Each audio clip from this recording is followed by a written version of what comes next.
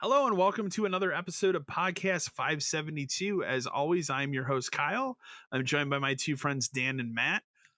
Before we get to the big hot news of the week, which we got a lot to talk about with that. We got a lot of emails in about that. I picked what I could out of those, and we'll talk about it when we get there. We'll talk about what we've been playing. We all have pretty varied list here, so I'll kick it off with I did finish the Horizon Burning Shores DLC. And by that I mean the story. I got done with the story. I did some of the side quests, and I just said I'm good here. So, it's fine. I think the DLC they did for the last one, which was what the Frozen Wilds. The Frozen Wilds, yep. I think there was more value in that one because there was a lot more content. This DLC, if you just play the story, is like roughly 3 hours. That's not good. I don't and like that. I will also say, like, the boss at the end is kind of a pain in the ass because essentially you're fighting what I would describe as a giant Metal Gear. Okay. So the camera's very wonky. Okay. But it's cool because, like, when you're fighting this thing, part of it is like the thing is overheating, so he's got to get down into the water to try and cool this thing off. So there's a whole section where you like have to swim in the water. Remember the like underwater stuff in that game is fantastic. It's very good. Yeah, it's even better in the DLC. Okay. So, like that's cool, but like the camera, like when you're first fighting that thing, not good. So, the story, like I said, the story of it's fine. We did get an email about a specific part of that we'll talk about later. But overall, like if you enjoyed the regular Horizon 2, this is just more of that, and it really sets up like what they're going to do for 3. Right. Kind of the direction they're going. Again, the bummer of it, and I think I said this the last time I recorded, the DLC opens with Lance Reddick. The DLC ends with him. Well, I mean, he's kind of like the narrative figure of the game. He is, but like it very much is like, hey, I'm a big part of this next game. Well, I don't know what they're going to do. They'll recast it. They're going to have to, because I don't see a way where they can write his character out of it. So no, I mean he's a big part of what they're going to do. Well, he's a large part of the first 2 games, so yeah, they'll have to recast it. But again, it's more Horizon. It's great. You know, the combat is still great in that game. There's a couple new types of robo dinosaurs in the DLC that's cool. Ooh. There's ones that hatch in like little robotic that's things. That's kind of cool. That's kind of neat. It's just it's more that I like this tropical environment more. I'm kind of hoping that maybe in the third one they stay in here and just kind of expand it, or at least like start there and you move someplace. Start there, which also would make sense considering how the story went. But it's good, and I just think if I remember back, like I think the Frozen Wilds was 15. This is 20. Yeah, I think for what it offers, it could have just been 15. I think part of the problem with the price of that too is, especially if you say it's 3 hours, but as someone like me who I really like these games, and I have both of like the collector's editions of both these games. Yeah, you do. Yeah, I didn't get that for free. Like they knew they were going to make content. Like they could have at least given collectors people, you know, like a little season pass. Well, considering, remember, I don't get a physical disc with collector's edition that game. I remember that. You could have just given me like the season pass included as or well. Whatever. 20 is a bit much, but with the way Sony is and with sales, like that'll be $10 at some point. And that's when I'll probably finally do it. 20 just doesn't seem like enough. Like I said, there are more side quests. Like you can definitely stretch that thing probably to like 8 or 10 hours if you do everything. There's a collectible in there. I just got to the point where I was like, I don't feel like doing any of that. Well, that game, we talked about it when we played it before. Like that game just fills up. Yeah, it fills up with side quests. Like it does. Arguably far too many. I still have side quests because you don't have to finish every side quest to platinum that game. Right. I could turn it on and have another I played, I don't know how much of it, but a lot, but I could turn it on and probably have another 20 hours of stuff to do. Easily, if you wanted to So just if I wipe the wanted to floor with keep doing everything. it, yeah. But Yeah. And then the other big game that I played, and that's literally the 2 games I played this week, is of course the big Star Wars Jedi Survivor, ooh, which it was hit day one with some very bad performance issues everywhere, not just yeah, Xbox, not just PlayStation. I The thought it PC was really version bad on is PC, right? the PC version apparently is a disaster. Ugh. That was the version that Respawn first came out, made a comment on, like, we're working on fixing this. And I think I made the comment to you when that happened of like, we're at that part of the console generation where PC ports are bad Yeah. because we're just not ready with the technology Yeah, yet, we had, between I the think you systems and that I, we we this had like happens a every quick generation. one-off thing where Last of Us, we like, eventually hit a point where like PC games are broken too, and then it becomes, that's kind of okay, why we I feel figured like, it out. well, but it also kind of reminds me of why I think consoles are a better place to play video games, is because I Well, just put the disc in and it works, kind of a thing. Whereas PC, depending on your build and my build and somebody and else's build, that's we all right. have different cards, we all have different processors. Like everything else is such a mashup of like shit you And put together yourself. that's the problem. I mean, that's going to be a big problem when we get to Right. news and talk about something else. But How that could you is expect it to work perfectly on everyone's PC? You can't.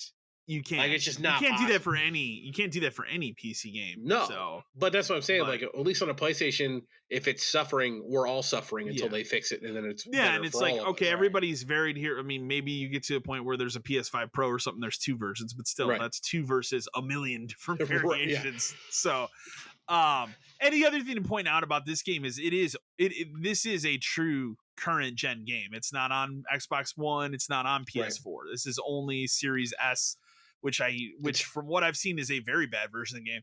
Series X and then PS5 and PC. So, finally starting. we did get an email on it. It's a little bit dated because they have put out a patch, and I'll talk about it. But I'll read the email real quick here. So this came from Matthew from Providence, Rhode Island. He says, "Hey guys, I've been playing Jedi Survivor on my PS5, and the performance, while not the worst, is laughable and frustrating coming from a huge third-party studio. The game has frequent frame rate stutters that overall hinder any smooth gameplay.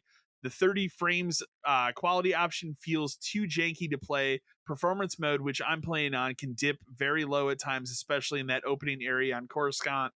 That's like, the big, Star Wars. That's like the big Yeah. city with all the ships and stuff. Yeah. A nightmare city, I would imagine, to create for any video game.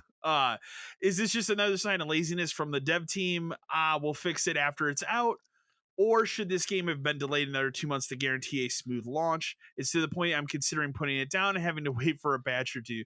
What do you all think? Have you played it, and what's your experience with it thus far?" So, they obviously, this email came through before the patch. I will say, like, they were very quick to patch the console version of this game. Obviously, the PC port, they got a lot of work to do there.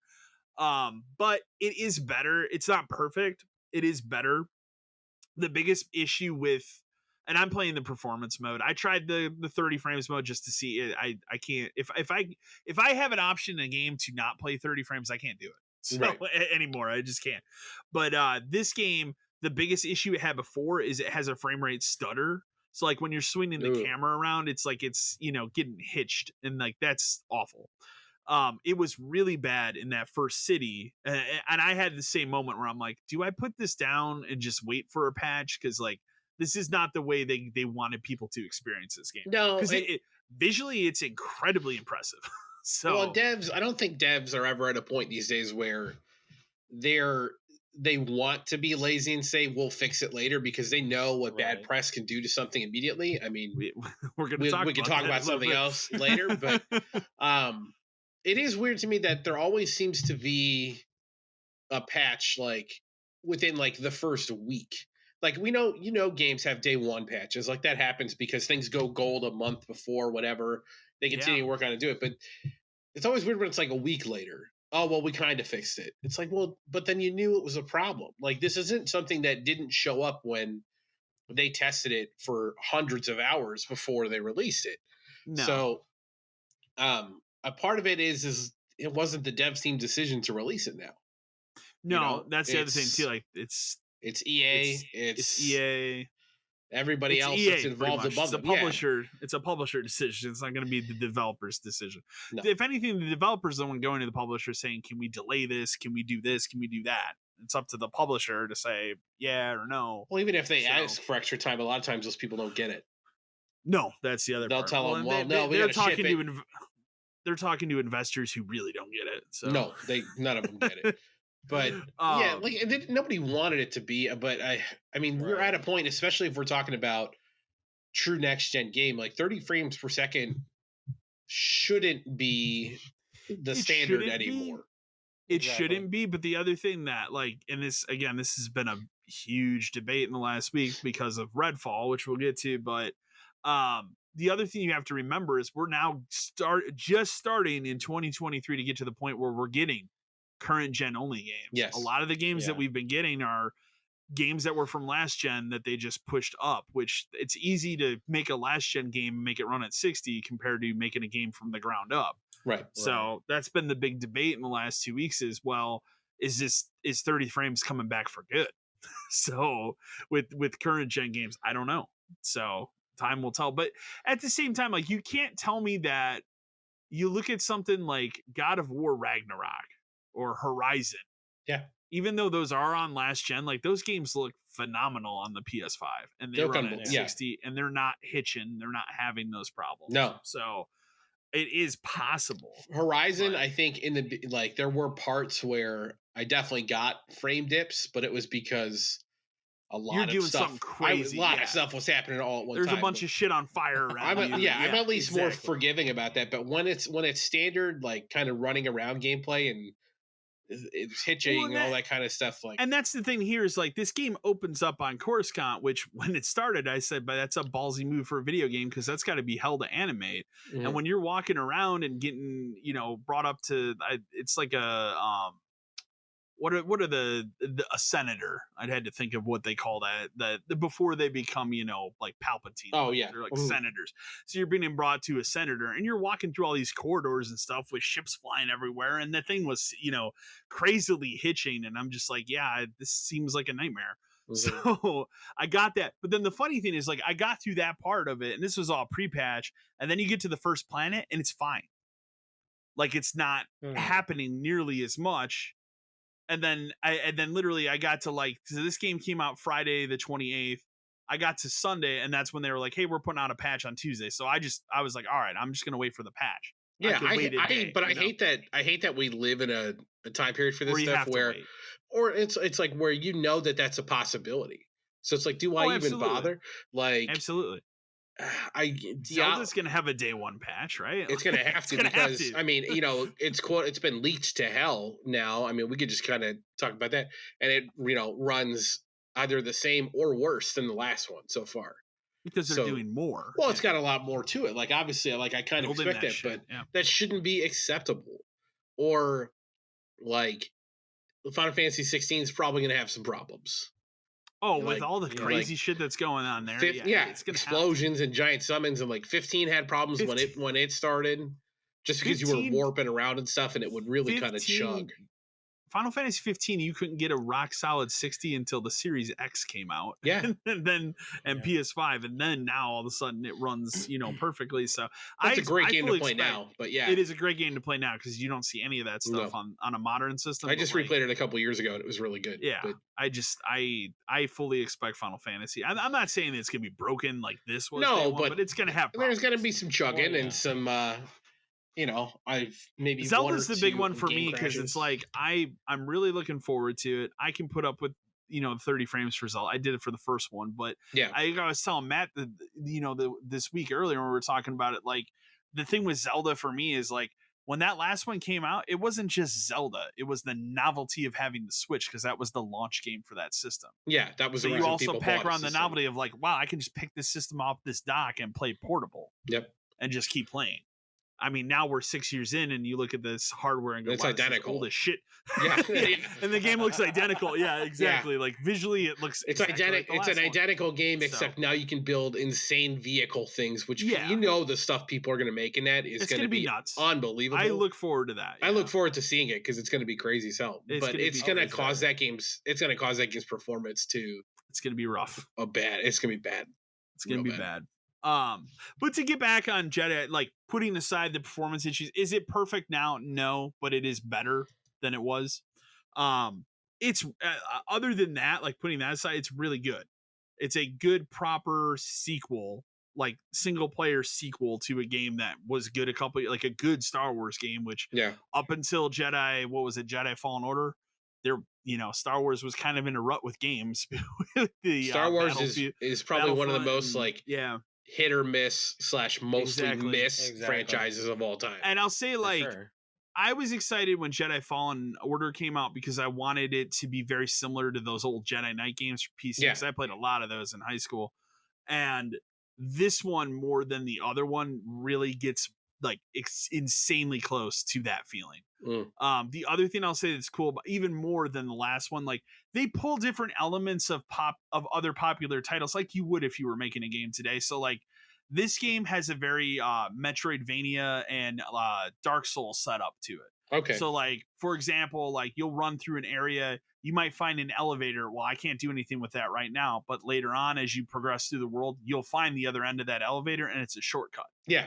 That kind of stuff. I like that kind of stuff in games though, because it makes me feel like I'm playing in a connected world and not just like levels of something. Exactly. Like the way that like Arkham Asylum worked, or even that Captain America game worked, where you realize at a certain point that it all looped back in on itself. Like, that's what the different worlds and stuff do here. The other thing that I think is really cool here, and they did this in the first one too, is you have like your Dark Souls bonfire. Here it's like called a Jedi like meditation circle. Sure. But again, when you go and you sit down and you rest, and you instead of flasks, you have like these little stem packs, right? To heal yourself and to regen those, it respawns all the enemies. Like Dark Souls. That's weird. Which is a really cool idea because nobody else. Yeah, but like other games, unless they're a Dark Souls, like we're going for that. Other games don't do that. So unless you're just making one of those, which is fine too with me, but it pulls in cool elements like that of other games that you don't see as often as you would think. So the other thing the last thing I'll say about it in regards to the performance, and I think this is another thing that you're going to see with a lot of games this year, especially and into 2024, is we're now starting to get some of these games been worked on the last couple of years that were worked on during the pandemic when people were working on stuff from home and everything. And I think that's why you're seeing stuff that's a little more buggy as well than you normally would, because, well, this had to be worked on from home. So not that I'm making it an excuse, but I'm just saying that's gonna be part of it too. And like Zelda, we've known this whole time. I mean, I watched that when they put out that trailer and they showed like all the building stuff, like it's gonna tank. That one I knew. As soon as they showed that stuff off, I was like, there's no way. But again, it's just like the $70 argument. Is that going to prevent people from going out and buying this game? Absolutely not. No. It doesn't matter. This will be one of the highest. It'll be the best selling game on the Switch of this year. By far. Yeah. Like by far. By far. So, that pretty much wraps up what I've been playing. I did get a copy of that Trinity Trigger game, but I've not installed it yet. So, oh yeah. Okay. I do want to look at that. So maybe by the next time we record, I'll have looked at it. So I'll kick it to you, Dan. Okay. So since last time I finished the story of Far Cry 5, like I was talking about, like it's a really good game. It's exactly kind of what 3 and 4 are. It's that same thing. I will say, like, the ending in the game is, I mean, I knew it before going in, and spoilers on a years old game. Like the fact that like the nuke goes off, but there's never really an explanation for it. Like they leave it. They like, obviously there's DLCs and stuff, but they don't really seem to tie in too much to that. I might try that new Dawn thing at some point soon, just to kind of wrap it up. But I do think it's funny that end of that game is just left ambiguous to the point where it's like, was he right or did someone just launch a Yeah. nuke? Like you have no clue because You don't. it just kind of happens, and then you do that Yeah. little car chase out of there, and then it's over.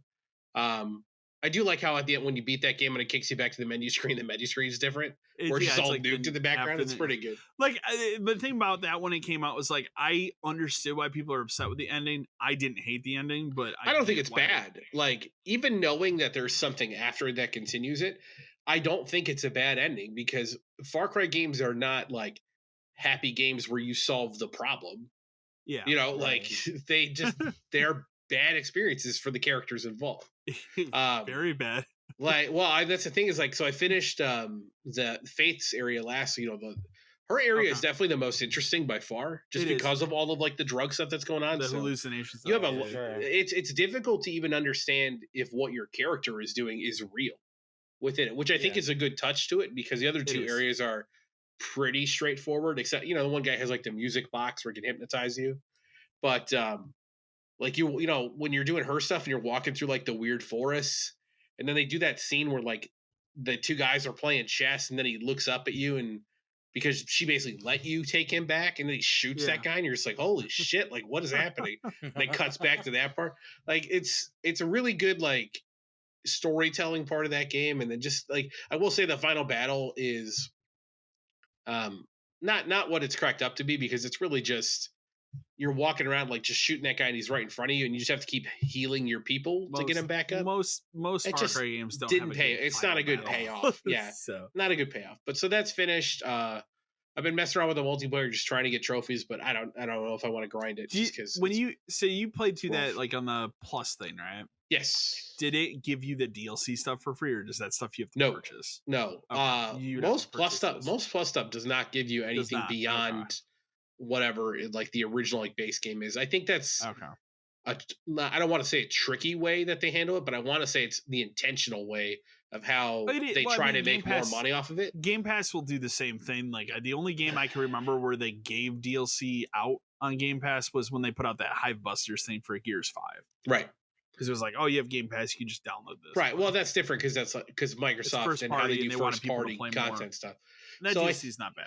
So I think it's an intentional way to try to make extra money on games like Far Cry and stuff like that. So it's fine. Get you to like the main game and buy the DLC. So I finished that off. I finished some of the Pixel Remaster journey has begun. I finished Final Fantasy 1, and I am about halfway through 2. It should be noted, like neither one of these games, if you follow a guide, is very long. However, I will say if you're fresh to the series and you're like, oh, I just want to try Final Fantasy 1, and if you don't have a guide, you will be lost. The game does not explain a single thing to you. It does not tell you where to go. It's not even readily apparent where you're going, when you're going, when you have a guide. Yeah. Games were designed like that back in the NES era. And it was a way to prolong like the amount of time you would play a game. I will say I used the boost. Nintendo Hotline. Well, there's that, but I did use the boost just because I don't want to waste time grinding. If I can do 4 times XP, I'll just do that as opposed to fighting 4 times as many battles. But it is fun to like go through because it's a very good version of that first game, and it looks great. It plays good. The first one on Nintendo, a lot of the spells and stuff in that game are actually like bugged and don't work properly. Not that you really need to use too many of them if you're using like the boosts and stuff on here because you get pretty strong pretty fast. But it's fun to play it again. And then I started 2 right away. Got about halfway through that. We talked about it last time where 2 is it's got very weird systems for like how you level up, how the story part of it works.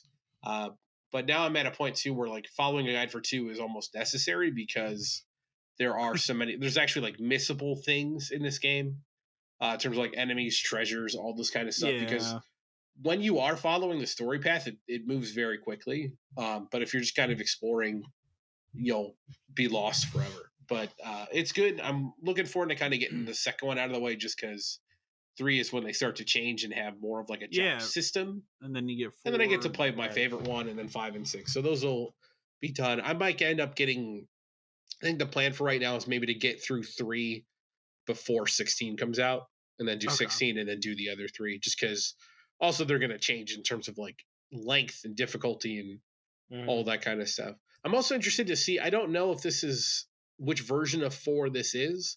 I assume it's the quote unquote hard version of it, which was the when they released it for Super Nintendo as 2, it was dumbed down for American audiences because they thought we were too stupid. Yeah.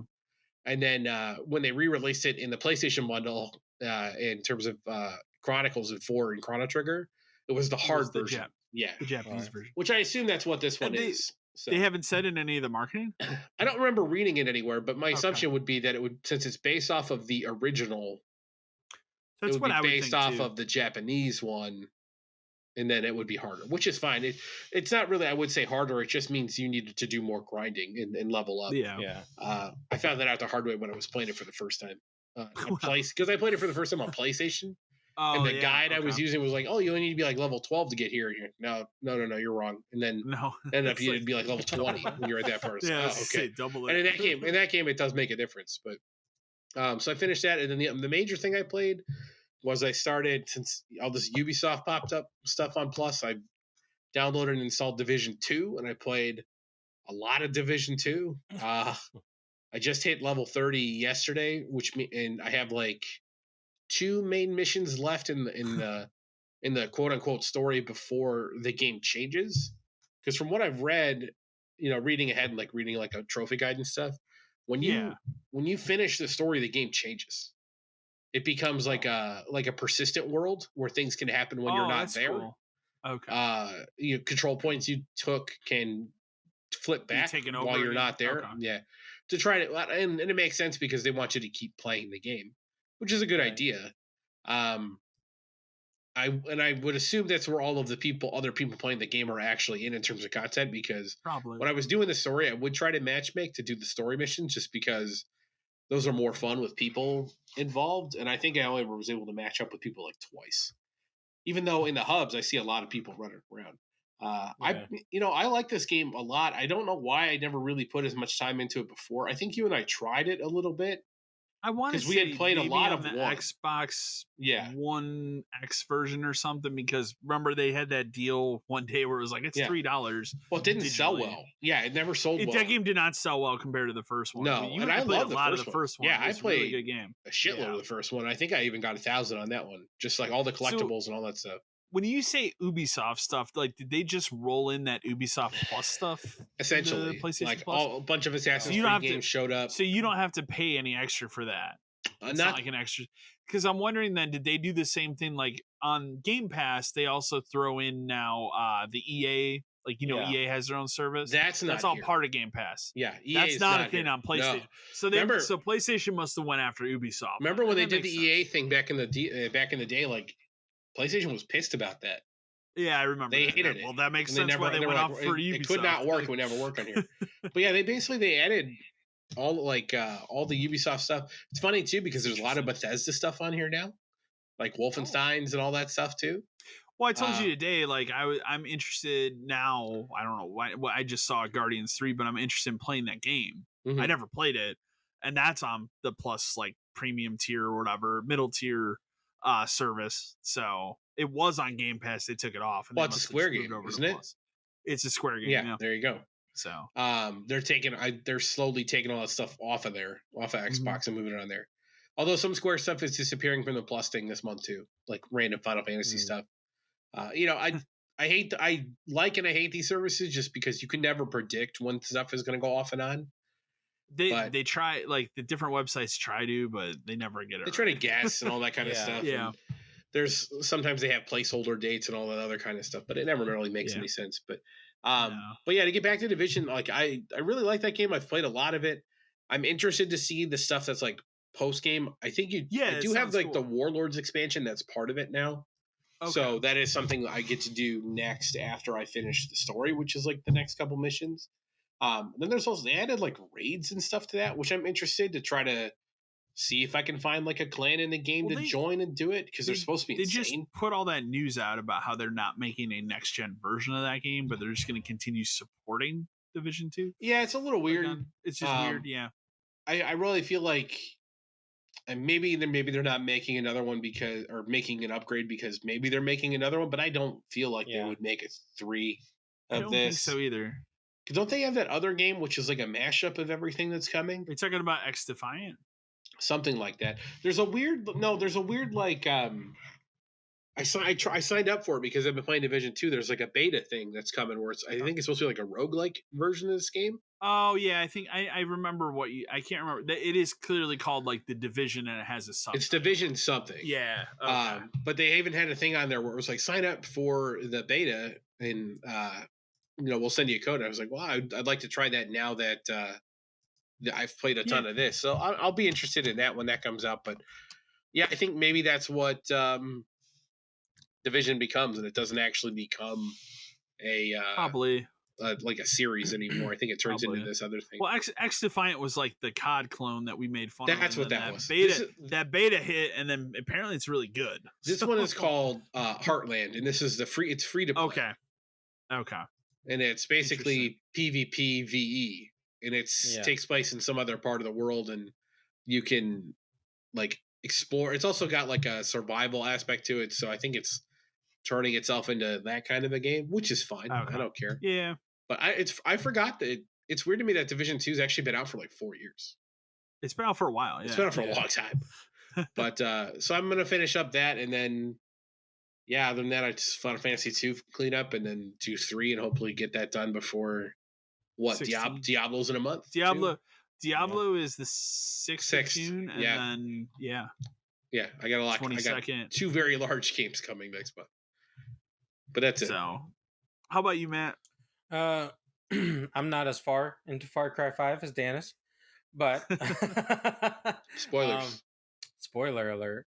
But I am still playing Far Cry 5. I mean, I get caught up in honestly, I get caught up in driving around a lot. Yeah. I don't know why. There's a lot of that.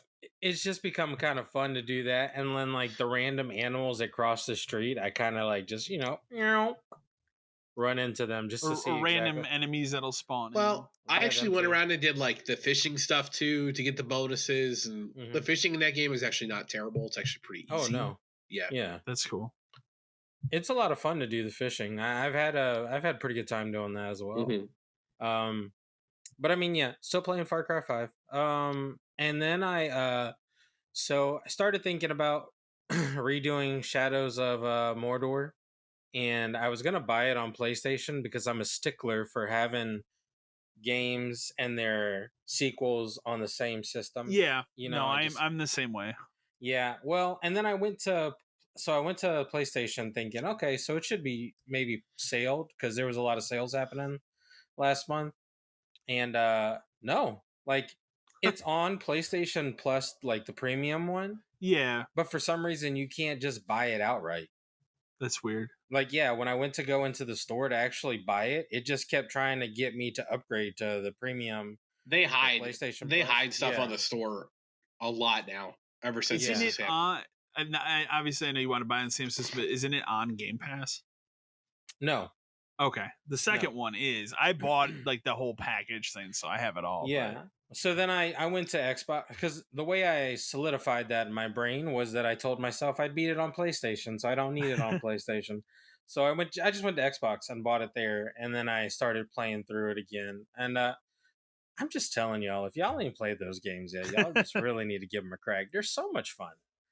Like, it's just nice chopping off the heads. I will say this though, I feel like the executions from 1 were way better than the ones I've gotten in 2. Yeah, okay. I can honestly say like they look cleaner in 2, but in 1 they look way more like just like dude is just straight up chopping off people's heads like left and right. And I mean, it's so much fun. But it's a good game. Yeah, it definitely is entertaining. It's very fun time. But that's really it. I'm off this coming up week, so I'm really hoping to deep dive into Far Cry 5 to kind of finish that out, and maybe finish out Shadows, and then maybe move back into Assassin's Creed. I mean, you've had a break from it for a little while, so it's kind of time to get myself back on that grind. So I'm gonna see what happens, and maybe in the next 2 weeks I'll have something else to talk about. Yeah. Are you? So you're not, just a question, you're not getting Zelda day one? Oh no. No. Okay. I'm the only one that's tackling that monster. No, I have that collector's. You got the edition. collectors yet, but you're not going to play it right away. I know that. Probably not. So, yeah, you're the only one tackling. Well, that the other monster. difference here is you haven't played the first one or Breath of the Wild, have you? I haven't finished. No. It. I haven't either. Okay. So ironically, though, I bought a guide for it, and I actually wanted to crack into it because I was like, I remember I got to that point where I had no idea what I was doing, and I was like, I just need to restart this whole game again and kind of go from square one. So then I found the guide on GameStop for like $13, and I bought it, and I was like, let me just go ahead and jump into it if I can get free time for it. So who knows? Maybe I'll tackle some Zelda next week. I ain't got nothing else to do. Maybe. There you go. I still also have, it's literally in my Switch, and I just haven't booted it up. But Advance Wars. Advance Wars, yeah. I put it in there, and I was like, I keep saying I'm gonna try it before Zelda, and the time's ticking down. I need to get that too, but I think at this point I'll wait for the $40 sale because Nintendo stuff never goes below that. No, it doesn't. They like that $40 mark. So, but we'll go ahead and transition into news because we have a lot to talk about. With I'll say the other big title of the week that none of us have played. Well, but got a lot to talk about with it. So, obviously it's going to be all about Xbox and Redfall and the just disaster around that. It's not even just Redfall. There's also the other side of it with the Activision and Blizzard deal being in this weird limbo, which we'll talk about that too. But as I said at the top of the podcast, we got a shit ton of emails about this. I picked out I picked out what I thought was the most well-rounded one, but I appreciate everybody for emailing in about the situation. In fact, I think we got, and I'll look at it here. Was it okay? Then this is the one that I picked because it happened. I'll preface this too by saying for my YouTube channel, I did a video Tuesday night, and then not that I could have ever predicted this, but literally the next day, head of Xbox Phil Spencer went on a podcast, and kind of did some damage control, and some more has come out after I did that, but. Anyways, this email comes to us from Ryan from Denver, Colorado. He says, "Hi guys, I was just curious if you all saw the Phil Spencer interview on the Xcast he just did. He made some good points, and I'll give him credit for taking the interview 2 days after the Redfall drop, but were some of his comments completely whack? I'm talking about the great games comment specifically. Do y'all think he's still good for Xbox, or is it time for a change of the guard? Thanks." So we'll go through before we give opinions here. We'll go through kind of what was said. Obviously, I'll start from the top of it. The CMA has decided to block the Activision Blizzard deal. They do the only other domino that is left to fall is if the EU decides if they're going to block it or not. That decision is on May 20th. I think if that domino falls, and I said this in my video, and it pissed off some people, but I think if that domino falls, they need to pay. And this is another thing people need to remember: if this deal falls through, they owe Activision $3 billion. Yeah. But I think at this point, if that domino falls, pay the $3 billion and walk away and just cut it. Yeah. And just cut it, because you're not gonna at that point. If all three of these are saying no, these are some of the biggest territories that are saying no. There's too much of a battle. That was my opinion. Obviously, I got some hard Xbox fans that are not happy that the problem with it is though that the UK's decision to 0 hour basically turn around and say nah, never mind on this thing. Their arguments for it are complete and total bullshit. Like the people who made these decisions have no clue. Like the minute they were like, "Well, this is going to hurt cloud gaming," I thought to myself, who in the fuck brought up cloud gaming once about this whole thing? It has nothing to do with this at all. It's not going to hurt cloud gaming. It's not going to hurt other people. They're also talking about a potential future market that doesn't exist yet. Right. That I would also cloud market they're speaking of, it's not a thing yet. I would like for those people who denied it to tell me what cloud gaming means. They're not going to be able What is it? Have you done it? They don't know what it is. It's like to try to project out how Microsoft buying a game developer would affect some other company's cloud gaming market share in the future is insane. Like that does not have any bearing on this. Yeah. like at all. It's just that part of it is extremely weird for everything for them to be caught up on. At the same time, that was, especially with all the mobile side of things, that was the part where I figured somebody would raise an eyebrow because you look at Call of Duty, that's whatever, but they're getting Candy Crush with this. Right. That's a big part of it. That's a big part. Like they're gonna be they're printing money, like more than Minecraft money. So but yeah, it's just, of all the things for them to be upset about, being upset about a fictional marketplace that doesn't exist yet just seems ridiculous. So, and it's clear they don't know anything about it. But that's one part, and that's already like, we're already like not having a good week with Microsoft and Xbox. And then we have Redfall come out. Yes. And Redfall is, from everything, and I didn't even put any of the news articles in here because you've seen it, you've read it all week, you've seen the videos. Like, the game's a fucking disaster. Yeah, it's awful. To the point that, from my understanding, from what I read today, and I guess this makes sense because Bethesda has their own like quality assurance people that they didn't go through. Part of it is they didn't go through Microsoft QA; they just did their own, and so that's not great when this is a first party studio now. Mhm. This is another thing I said in the video, and this also upset people, but like, I still maintain there's only one Arcane game I've ever liked, and that was Prey. Well, you and I disagree about that, but yeah, you like Dishonored, and I like Deathloop. I didn't like Deathloop. I think the thing about it is, though, they've had a good track record. They have a good track record. Interesting games. The concept of this game seems cool, right? Like, I like the idea of it, but and just, man, it's just awful. Did you watch? I know you didn't play it. Did you watch any of it? So I know you were talking to me about like the giant bomb. I watched like an hour. I didn't watch. Yeah, you watched like an hour of that. Yeah, it's bad. I've just seen compilation videos of like the fucked up glitches in that game, because it's not even just like the 30 frame. And I think the one review I watched, because like I told Matt, like, the thing that's ridiculous about this game, it's not even just people beating it because it's an Xbox game.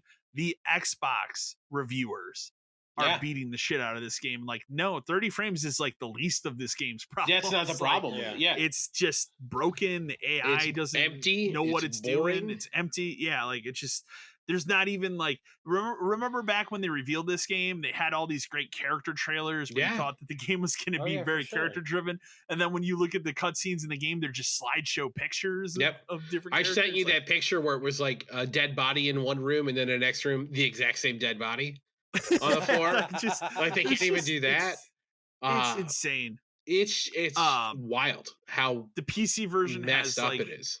and this is what I said at the top when we were talking about like PC. We're in the PC port part of the generation where like ports are coming out that are bad. This is another one where the port is super broken. Textures don't load properly. I watched one guy trying to play the game where he's just trying to pull up the map to see where to go, and the textures on the map won't fucking load. Oh my and god! He's like, I don't know where to go. Jesus. Because it's just a blur. So it's a disaster. Like, I don't like it. And again, as I said, it went from a game I was kind of hyped for to like, I'll wait until that patch comes out for 60 frames. To like, I'm never gonna play this. You and I were talking about. And it's a bummer. It went from a game I was interested in to maybe I'd play it. Now I never will, because if I wanted to play a game similar to this, I'll just play Back 4 Blood, because that game exists and it's very good. Exactly. So not that this was trying to like directly compete with that, but now I have a close enough comparison to something else that is good. So the other thing that you have to throw out there, and I think why this game is, even though it's currently sitting at the same Metacritic score as Forspoken, it's slightly below it. It's slightly below it now. Okay, it was for a while because I saw a bunch of memes going around where they're the same scores. I'm not surprised it lowered, because Forspoken had a lot of problems too, but I don't think like the AI was broken like it is in this game. I don't think so. Oh, I mean, not at this. It could have been, but I not didn't at this play level. It, but yeah. But the other thing too is like, this was kind of the jump start to like Xbox exclusive games that people are excited about. But I think I think a lot of people put too much hope on Redfall being more than it was ever going to be. I think that's part of it, but even it shouldn't come out in this state though. But even if it at least it could have been the perfect version of what it was supposed to be. It's not even that. Exactly. I expect it to be, hey, it's another Game Pass game, 7 out of 10. If you like co-op, you're gonna have an okay time. Hang out, run around, shoot Not- shit, and Not 3 out of 10. This game is broken. Why Right. did it release this I way? expected it to be somewhere between like a Dead by Daylight and a Back for Blood, like something that existed in there that you played with friends and you played a couple rounds of it or enough of it a night. But man, it's nowhere even close. It's insane. Yeah. But then, then Phil comes out and talk about the stuff he said. So Phil Spencer came out. He decided for all things to go on a podcast. I took a lot of quotes from it because I've seen the quotes going around everywhere. Some of it, it raises eyebrows for sure. Some of it is taken, I think, a little out of context, but I tried to gather everything that I could. So I'll just start reading some of the quotes. We'll discuss them. So the very first part of this is specifically talking about just their development in general for different game studios, not specific to Bethesda, but there's games. So the first quote is there's games that are in development when we acquire a studio, and there's things that are either really early in development or not even conceived yet. And I think we need to improve on engaging in games that are midway through production when they become a part of Xbox. I do think that there's a different expectation for a game, even a team, when you've been third party and all of a sudden you become part of first party. There's a different expectation in terms of how you're going to perform on our console. I think there's a different competitive set when people look at what this game is and other games that are going to say, hey, I want this game to feel as competitive as this other game on another console platform in our case. And then in specific to Redfall, he goes on to say, we didn't do a good job early on in engaging with Arcane Austin to really help them understand what it meant to be part of Xbox and part of first party, and use some of our internal resources to help them and kind of move along that journey even faster.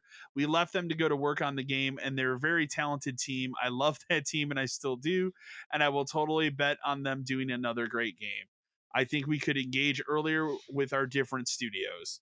I mean, he's kind of saying what I think a lot of people have been saying for a while, which is why is it's not just him. You have to go to that Matt Booty guy who's actually in charge of the game studios. He's in charge of this one man is in charge of 15 game studios. Yeah. That's ridiculous. That's a lot. Insanity. And it's easy for me to sit and shit on that one person and go, that person's doing a bad job. That guy needs help. Yeah. They need more than one person to be in charge of 15 studios. That's insane. So no wonder I think a lot of these studios are just kind of out in the wind doing whatever. And I think that's why you see things like Rare still fucking around with Everwild. What is that game? It's gone. And stuff like that. And it just, they're just rolling through a ton of money and just burning. And I don't know what's going to happen there, but part of what he says is accepting responsibility for not helping people. But if you're buying these studios, to consider them to be an investment and to make games and become part of Xbox, you probably should set those expectations no matter where they are in the development cycle. It really sounds like they bought these people up and said, hey, you keep doing what you're doing, guy. And they walked away. That's what it sounds like. Yeah. That's really what that's kind of fucked up for a company that's been buying studios for years and has nothing to show for it. And then this comes out and it completely fucking bombs. What I think is the bigger thing here, and we'll go down into the comments on it, but I don't even think it's necessarily that. I think it's they bought Bethesda and they put all their time and resources and energy and eyes on Starfield. I think that's a big part of it for sure. That's a big part of it. And I think that something like Redfall suffered because they said, oh, well, they're making this co-op vampire thing. But I also don't understand necessarily when he's talking about there's a when you've been third party and all of a sudden you become first party. Yeah, but you didn't treat them like they were. You didn't give them anything to help them. Exactly. You can't make that argument and say it's really different when we buy you and you come in here. When you don't do anything to help them, you just leave them to themselves. You just go, oh yeah, you guys made Deathloop. I thought that game was cool. Keep going, and you just walk out of the room. Or talking about we need to help them work on games that they're already in the middle of. Well, no shit, man. That should be priority one. It should be. Priority one should be you guys are working on this. You're coming in, you're doing a presentation, showing us everything, what you have so far, what you're planning to do so far, and telling us what you need to help with. But Exactly. it doesn't seem like they did any of this stuff, and they're they're paying the price in not price of Redfall, not releasing anything, and then releasing something that's not good. So for sure. Arguably the first like true exclusive game this console generation for Xbox. It's really the first. Yeah, it is the first really like is. major release of of these deals that they've been doing. Because stuff like Hellblade 2, is that even a real game anymore? Like Starfield is coming, but I would tell you that while they're different studios and there's different expectations and they're different games, Redfall being a bomb doesn't help Starfield at all. No, it doesn't. The other thing else, I mean, Hellblade, I've seen more of Hellblade than some of the other games. Well, so, yeah. Like, what about Fable or Avowed, which are the two that like a lot of the Xbox fans love to bring up, and I'm like, why are you putting your faith in a game you saw a 10-second trailer for that had no gameplay? Yeah. Like, that's all. Like, you literally saw a 10-second trailer of a guy shooting bow and arrow, and that's it for Avowed. But that's going to be the greatest fucking game ever made? Like, I don't get that. So, but here we'll get into now the meat of like the big comment he said that people are really up in arms on, but and I'll just go with it here. It says it's just not true that if we go off and build great games, all of a sudden you're going to see a console share shift in some dramatic way. We lost the worst generation to lose in the Xbox One generation, where everybody built their digital library of games. Now, that statement there, he's not wrong. No, he's not wrong. Because they fucked up hard. Yeah. And now the PS4 and Xbox One was the first true, like, people switched to digital. Yeah. People have that was the beginning libraries. Yes. So you get to the PS5. What is your average PS4 person going to do that has, let's say 100 digital games that they want to continue to, play some of? You're not going to change. They can go out and buy a Series X? No, they're going to buy a PS5. Sure. So, I'll continue. We'll continue to talk about it, but let me go on here further. He says, there's no world where Starfield is an 11 out of 10 and people start selling their PS5s. It's not going to happen. I know some people want to hold us up at just being a better green version of what the blue guys do, and I'm just going to say there's not a win for Xbox in staying in the wake of somebody else. We have to go off and do our own thing with Game Pass, with the stuff we do with xCloud, and the way we build our games. And I think that is the end of the quotes that I have. So, Jesus. I mean, and the thing, and again, this specific comment has been stretched so many different ways I've seen this week. But one of the things I saw, if you watch the full interview, that people, for whatever reason, aren't pointing out is, again, he's saying, like, there are people that are so entrenched now into one or the other. Why would they pull away? He's not wrong. But he's not wrong. Like, he's not wrong with it. There's not a world where Starfield comes out and it gets great reviews and you go, man, I'm going to trade in my $500 system to get an Xbox. It's not for one game. It's not a realistic expectation anymore. It's not. People would do that in the past. Like, people would actually trade in systems for other systems. Oh yeah. I saw it all the time with like Xboxes, and this is going back, but like PS2 and Xbox, people would trade in entire libraries of stuff to go do the other thing, because I feel like back then, at least, there were very different libraries. Like, between GameCube and PS2, absolutely. Yeah. And Xbox, though. Like, even in Xbox, because things back then were not nearly as multi-platform as they are now. They just weren't. Like, if you wanted to play shooters, you probably wanted an Xbox. If you want to play RPGs and sports, maybe a PS2, although sports towards the end was better on Xbox. Well, and I've said before, like, one of the main reasons I like collecting for original Xbox now is there's so many exclusive titles. Lot of weird random one-off things that were only on Xbox. Oh yeah, for sure. Yeah. Like even something weird like WWE Raw 2 is on Xbox. It's only on Xbox. Exactly. So, but these days, that game would never release on one system. It would be on everything because they would try to make their money back. But he's 100% right that Starfield could be the greatest game ever released, and there does not mean you should trade in your PlayStation to buy an Xbox. No, because you'll regret it when you're done with Starfield.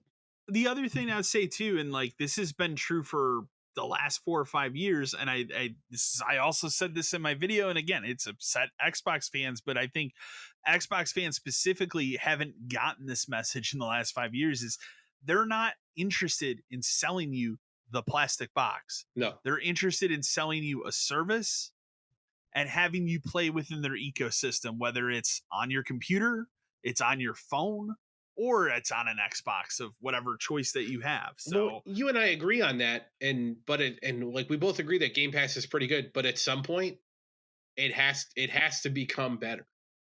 Oh, It yeah. can't. It cannot be the same thing it's been for the past 5 years. It just can't anymore. no, And we're getting to a point where because we're not adding stuff to it. we're not adding like Yeah. big, like remember when Game Pass started, when it first started, what was the first big title? Was, hey, you can just pay $10 and play Gears 5. Yep. And that was a mind-blowing concept. Yeah. Like, But it was wow, I don't have to go out. everything. Mm-hmm. And now it's Sea of Thieves. but now it's like, well, Starfield is coming. And then what's after that? We used to have a plan for like this was coming and this was coming. And now it's just everything gets pushed, everything gets delayed. They're not, nothing is coming. They're not securing securing major third-party releases for Game Pass day one. Not like they were. Not like they at least like tried to do before. They were doing that, but it doesn't seem like now. It just seems like it's a lot more indie stuff. Not that that's bad. I mean, No, there's it's not been a lot of bad. good indie stuff, but like there hasn't been like, remember, like I can't. How old is Outriders now? Is that almost 2 years old, or has that been a year? Oh, it's at least 2 years. But remember, Outriders was a big one where it was Right. like, hey, this is a big third party title that's on Game Pass day one, Right.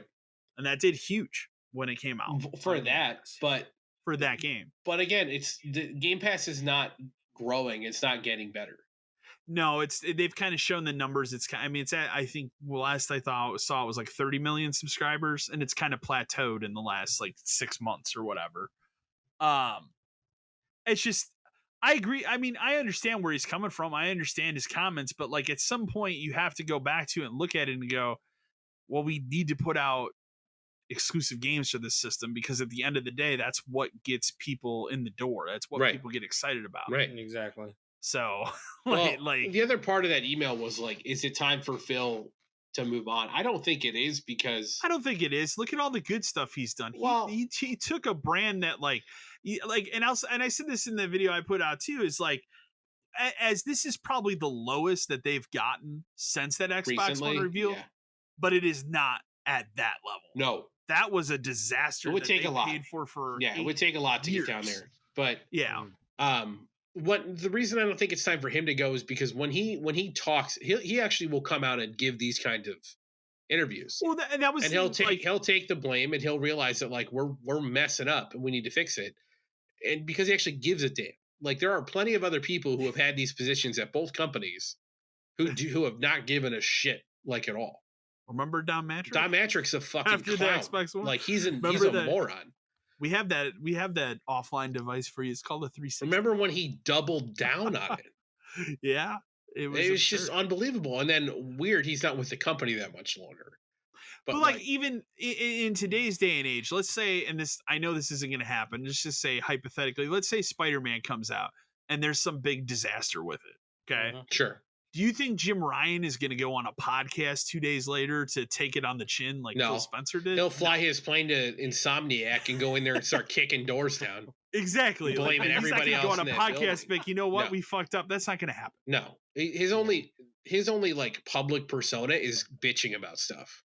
Exactly. Like, Call of Which Duty, they're sucks. taking it. Which sucks It because sucks. it's a step back from like PS4 era. it's a step back from Jack Tretton. It's a step back from like even Sean Layden. Sean Layden. It's a I like huge that step guy back too. from those guys who Yeah, actually it seem is. to give a damn. This guy's here to make money on PS5s, and that's it. pretty much. So and then with the Xbox stuff, I mean, they come out and said that they're now trying to write it by saying, we've done a better job with assisting Starfield development than Redfall.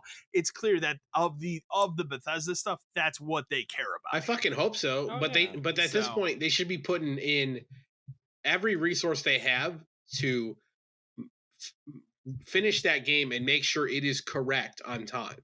Like, can it be needing a day one patch? Sure. Is it going to need a patch after a week? Yeah, it is, because every game does. But Every game does now. it cannot be an empty. Well- We talked about it when they showed that first footage, right? When they were showing like the planets, it's like, cool, but how many planets am I going to go to where it's a fucking empty wasteland? Because if that's what this game becomes, Oh boy. that's a problem. right? Yeah. And see, that's the problem now. Is like before you could have looked at and like, well, we can blame Bethesda. Right. Now that this is a first-party Microsoft game, they're all gonna just blame Microsoft. And I really hope they don't fall into a hole where it's like, well, in No Man's Sky, a lot of these planets are empty. It's like, yeah, but that's kind of the point of No Man's Sky, right? It is. No Yeah. Man's Sky, the whole point is you're supposed to build and explore.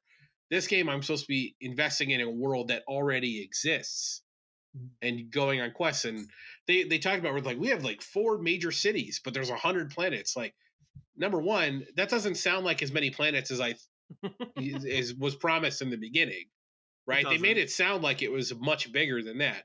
Well, but they have to make it realistic. But okay, maybe 100 planets is enough for me to do it. But you only have like 4 major cities. That sounds like a problem. That sounds like a problem. The other thing I thought was interesting, because the question was asked to him in this interview, and I guarantee you, it'll have to happen at this point. But it was asked. He was directly asked, "Will Starfield run at 60 frames?" And he said it. He said, "We will be announcing that soon." Yeah, I guarantee you, before Redfall, 100% that game was only 30 frames, and now they cannot put it out without some sort of performance mode. I'm not saying the performance mode is going to be good. No. This is a Bethesda game, but they cannot launch this game with just 30 frames. I think before Redfall, it was the kind of thing where we're definitely getting 30. We'll have a performance mode down the road, but now it's a gotta have this like time. Guys, please kind of a thing. And I guarantee you, and that leads into the next part of this, because I had it in here, I accidentally erased it, but they have announced their 2-hour event for June 11th. Yeah.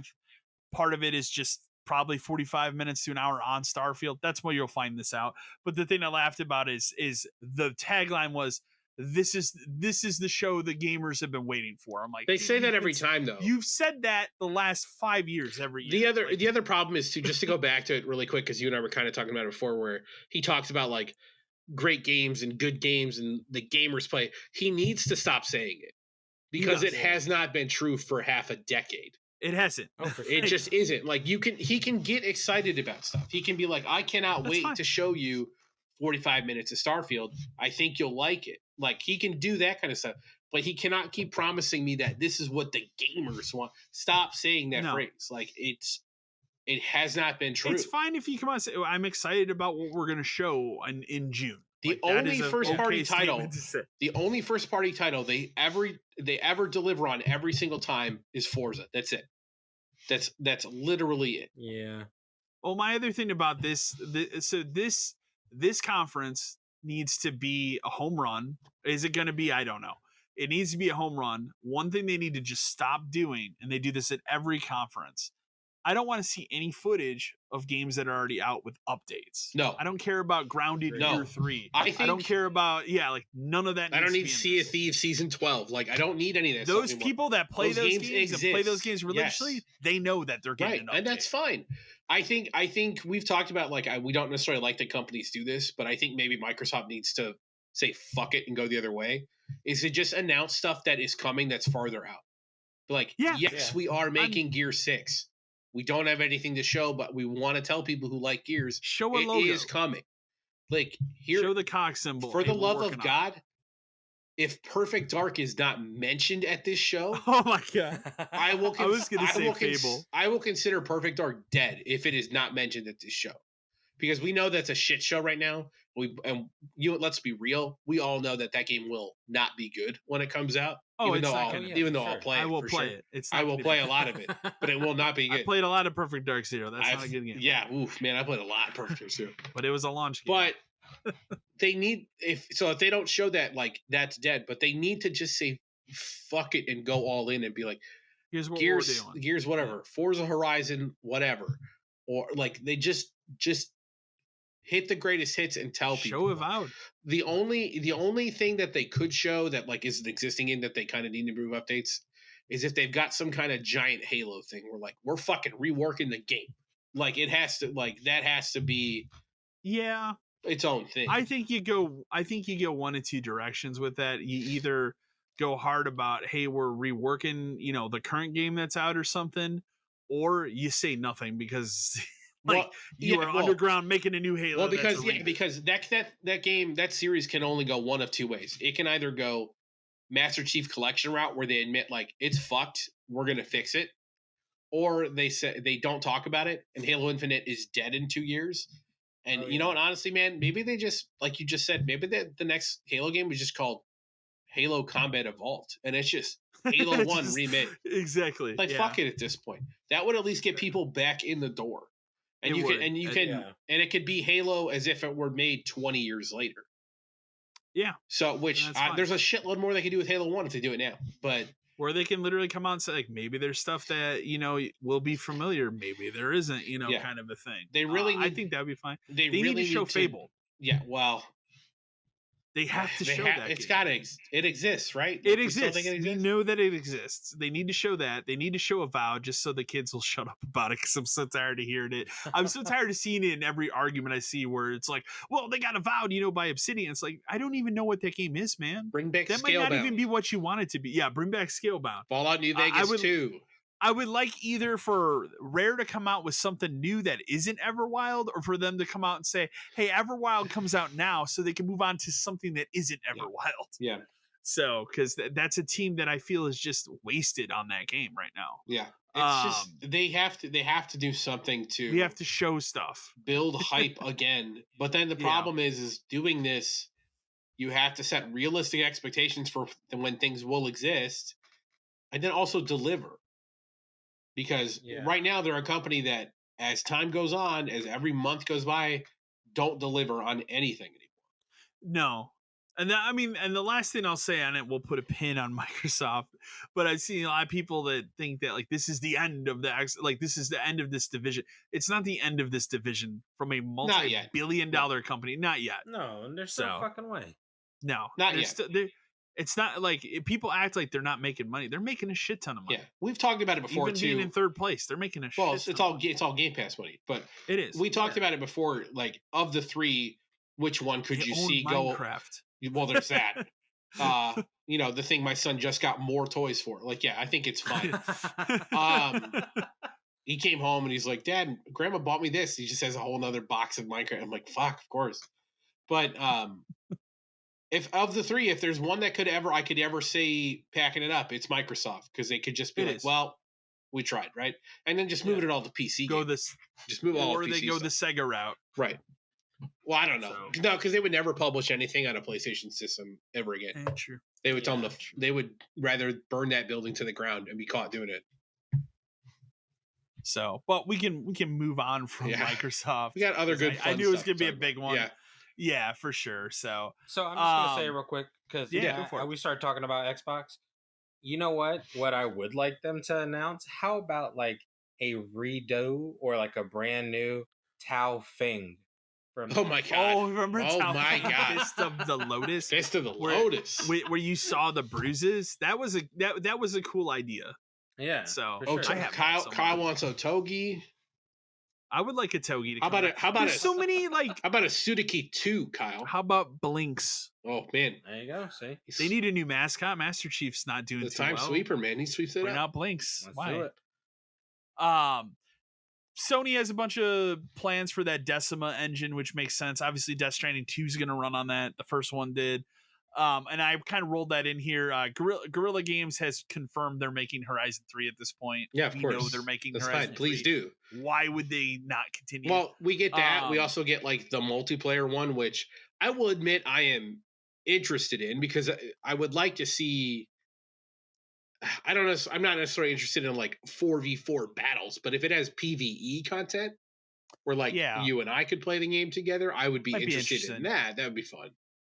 yeah. But we'll see. I think I had this originally in all caps. I must have not, but I'm really excited about Armored Core 6: Fires of Rubicon. Yeah, man. August, it's coming out. It is still crazy to Um, me that this is a game. That this is what they They have- decided to make. this is how crazy this is. They've had to come out and tell people now, this is not Dark Souls with Max. It doesn't matter. It doesn't It matter. doesn't matter People- how many I times they was say it. I told you this. I was in a Yeah. GameStop last weekend, and a guy walked in and he was picking up, I think, his Zelda, because that Zelda system came out Right. for the Switch. Yep. And he put down money on the PS4 version of Armored Core. It was a And PS4 the words out of his version. mouth Oof. were, the words out of his mouth were, "Hey man, I love From Software. This will be like Elden Ring." You And don't. I'm like, no, oh no, man, no. you're gonna be sad no. when What you the play it. No. Like, but I'm super excited about it. I actually went through and looked at my 360 collection, found 4 and 5 Yeah. Armored Core. So I'm gonna look through those. I might actually try to stream those or something. You should. See You what should. they're I'd like to watch them. Yeah. I am super excited. I like mech stuff, so I'm really excited. I do that this too. is coming. It's coming soon. Oh man, you want to Really talk about a soon. series? The trailer was cool. You want to talk about some series Microsoft should bring back? How about Mech Assault? How about There you go. There you go. Mech Assault 1 and 2 are really fucking fun games. Yeah, I also really liked Chrome Hounds. Like Chrome Hounds was a great game too. it was. Give me Steel Battalion with a $300 controller. Give me another $300 controller. There you go. I told you I got my first one back, right? Yeah, My you Steel did. Battalion. Yeah, my buddy's wife found it under his stairs and gave it back to me, which is Oh, Hey man, insane. I I thought my it own was house gone. now. I have room to set up. A Hell huge yeah. Oh, command God, when center that for a thing- mech game. when that thing came out. We got out like a card table. We set the thing up. We put the thing down. We zip tied the cables down. We were fucking rocking that game. And then you couldn't figure out how to control it. Oh god, it took us an hour to get out of Yeah. that hangar. Just like, But it's like, how am I when you moving? finally get out of that and you're like running and stuff, that game's really cool. It's cool. But It is really cool. but yeah, like Armored Core is going to be great. But I you're can't right. wait. people are There's just going to be a large says From audience of people Software. that are like, yeah, this is their other franchise, man. that's a game I would highly tell people that like if you like From Software but you have no idea what Armored Core is, It's wait for reviews, read reviews, watch Yeah. videos. There will be Yeah. because it is a From Software game, there will be tons of coverage of this game the first like week it is out, playthroughs, Absolutely. everything. Absolutely. Wait for that to see what these are because these are not those. Do you think that's going to be a game when like 30 days after GameStop's sitting on a lot of used copies? What of was it the game 'cause that did people- that? I was trying to think. There was a game. No Man's Sky did that. No Man's Sky for because sure because people It didn't that deliver. was a broken promise. It didn't deliver Yeah. for Yeah. a year.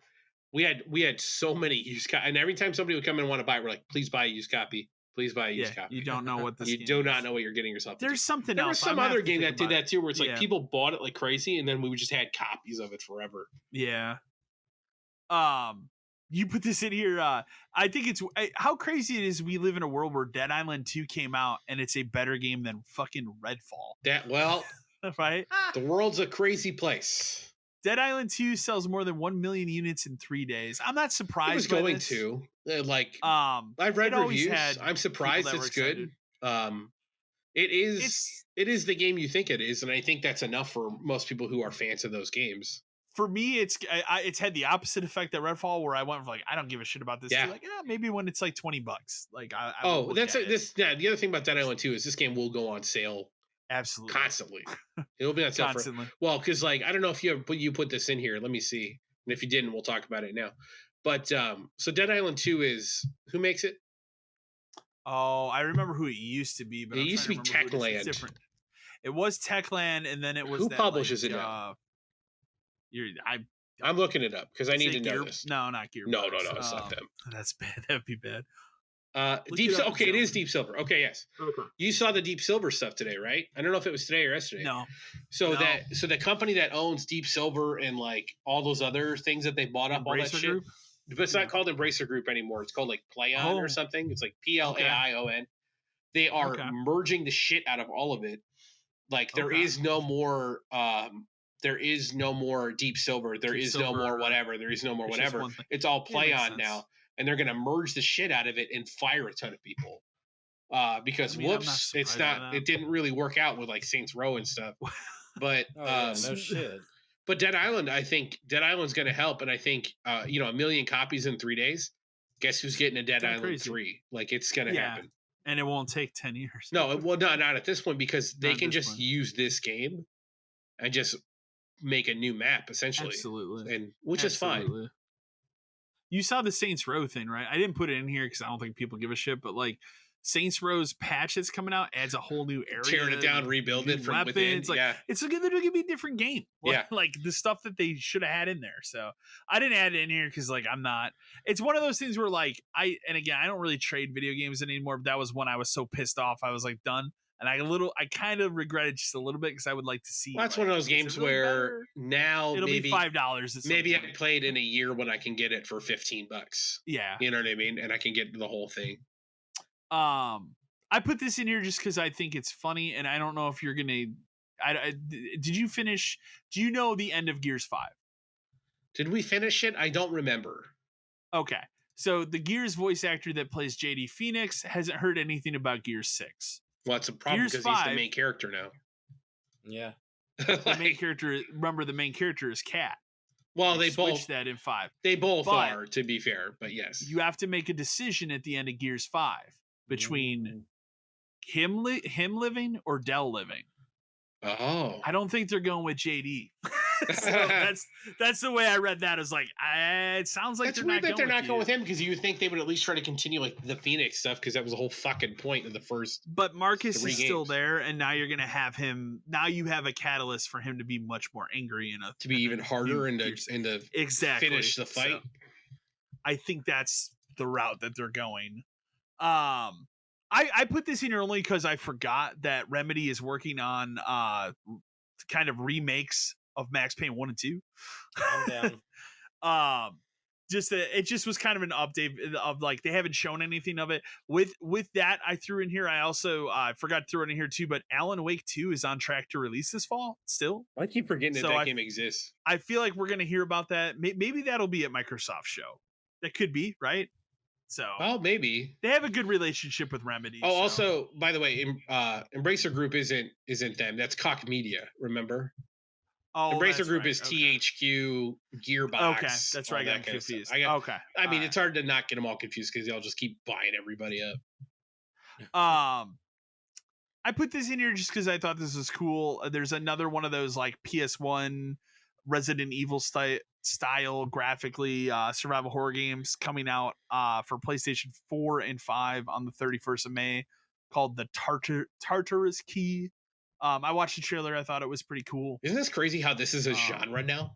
It's a genre. Like in the last PS1 like 3 horror years, is a genre now. PS1 survival horror is a genre. It's weird, That but it's Combo actually Puppet, cool. like they literally have made a brand making those. The aesthetic of it like really works for like it works for and horror. It's weird.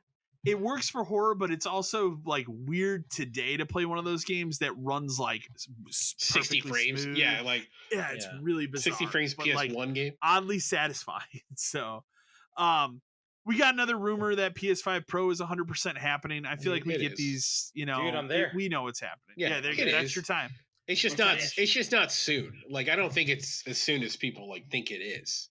Right? Well, good. It gives me time. Maybe to save next up money. It's gonna be like could be. It could be. I could see it being a year from now. Right? I could see it. I could see it because at that point we're on 4 years. Right? Yeah. Mm-hmm. I think. Well, remember it. I said this last time we talked about it. Like people think it's crazy, but then you go back and you look like PS4 to PS4 Pro was 3 years. But you know what though? We talked about it. That needed to happen because that needed HD TVs. Yeah. This one doesn't necessarily. And again, we're at a time now where you can.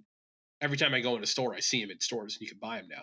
So maybe that's now that you can do that. A year from now, to introduce like the higher model is a good idea. But again, I don't want to pay $650 to do this unless.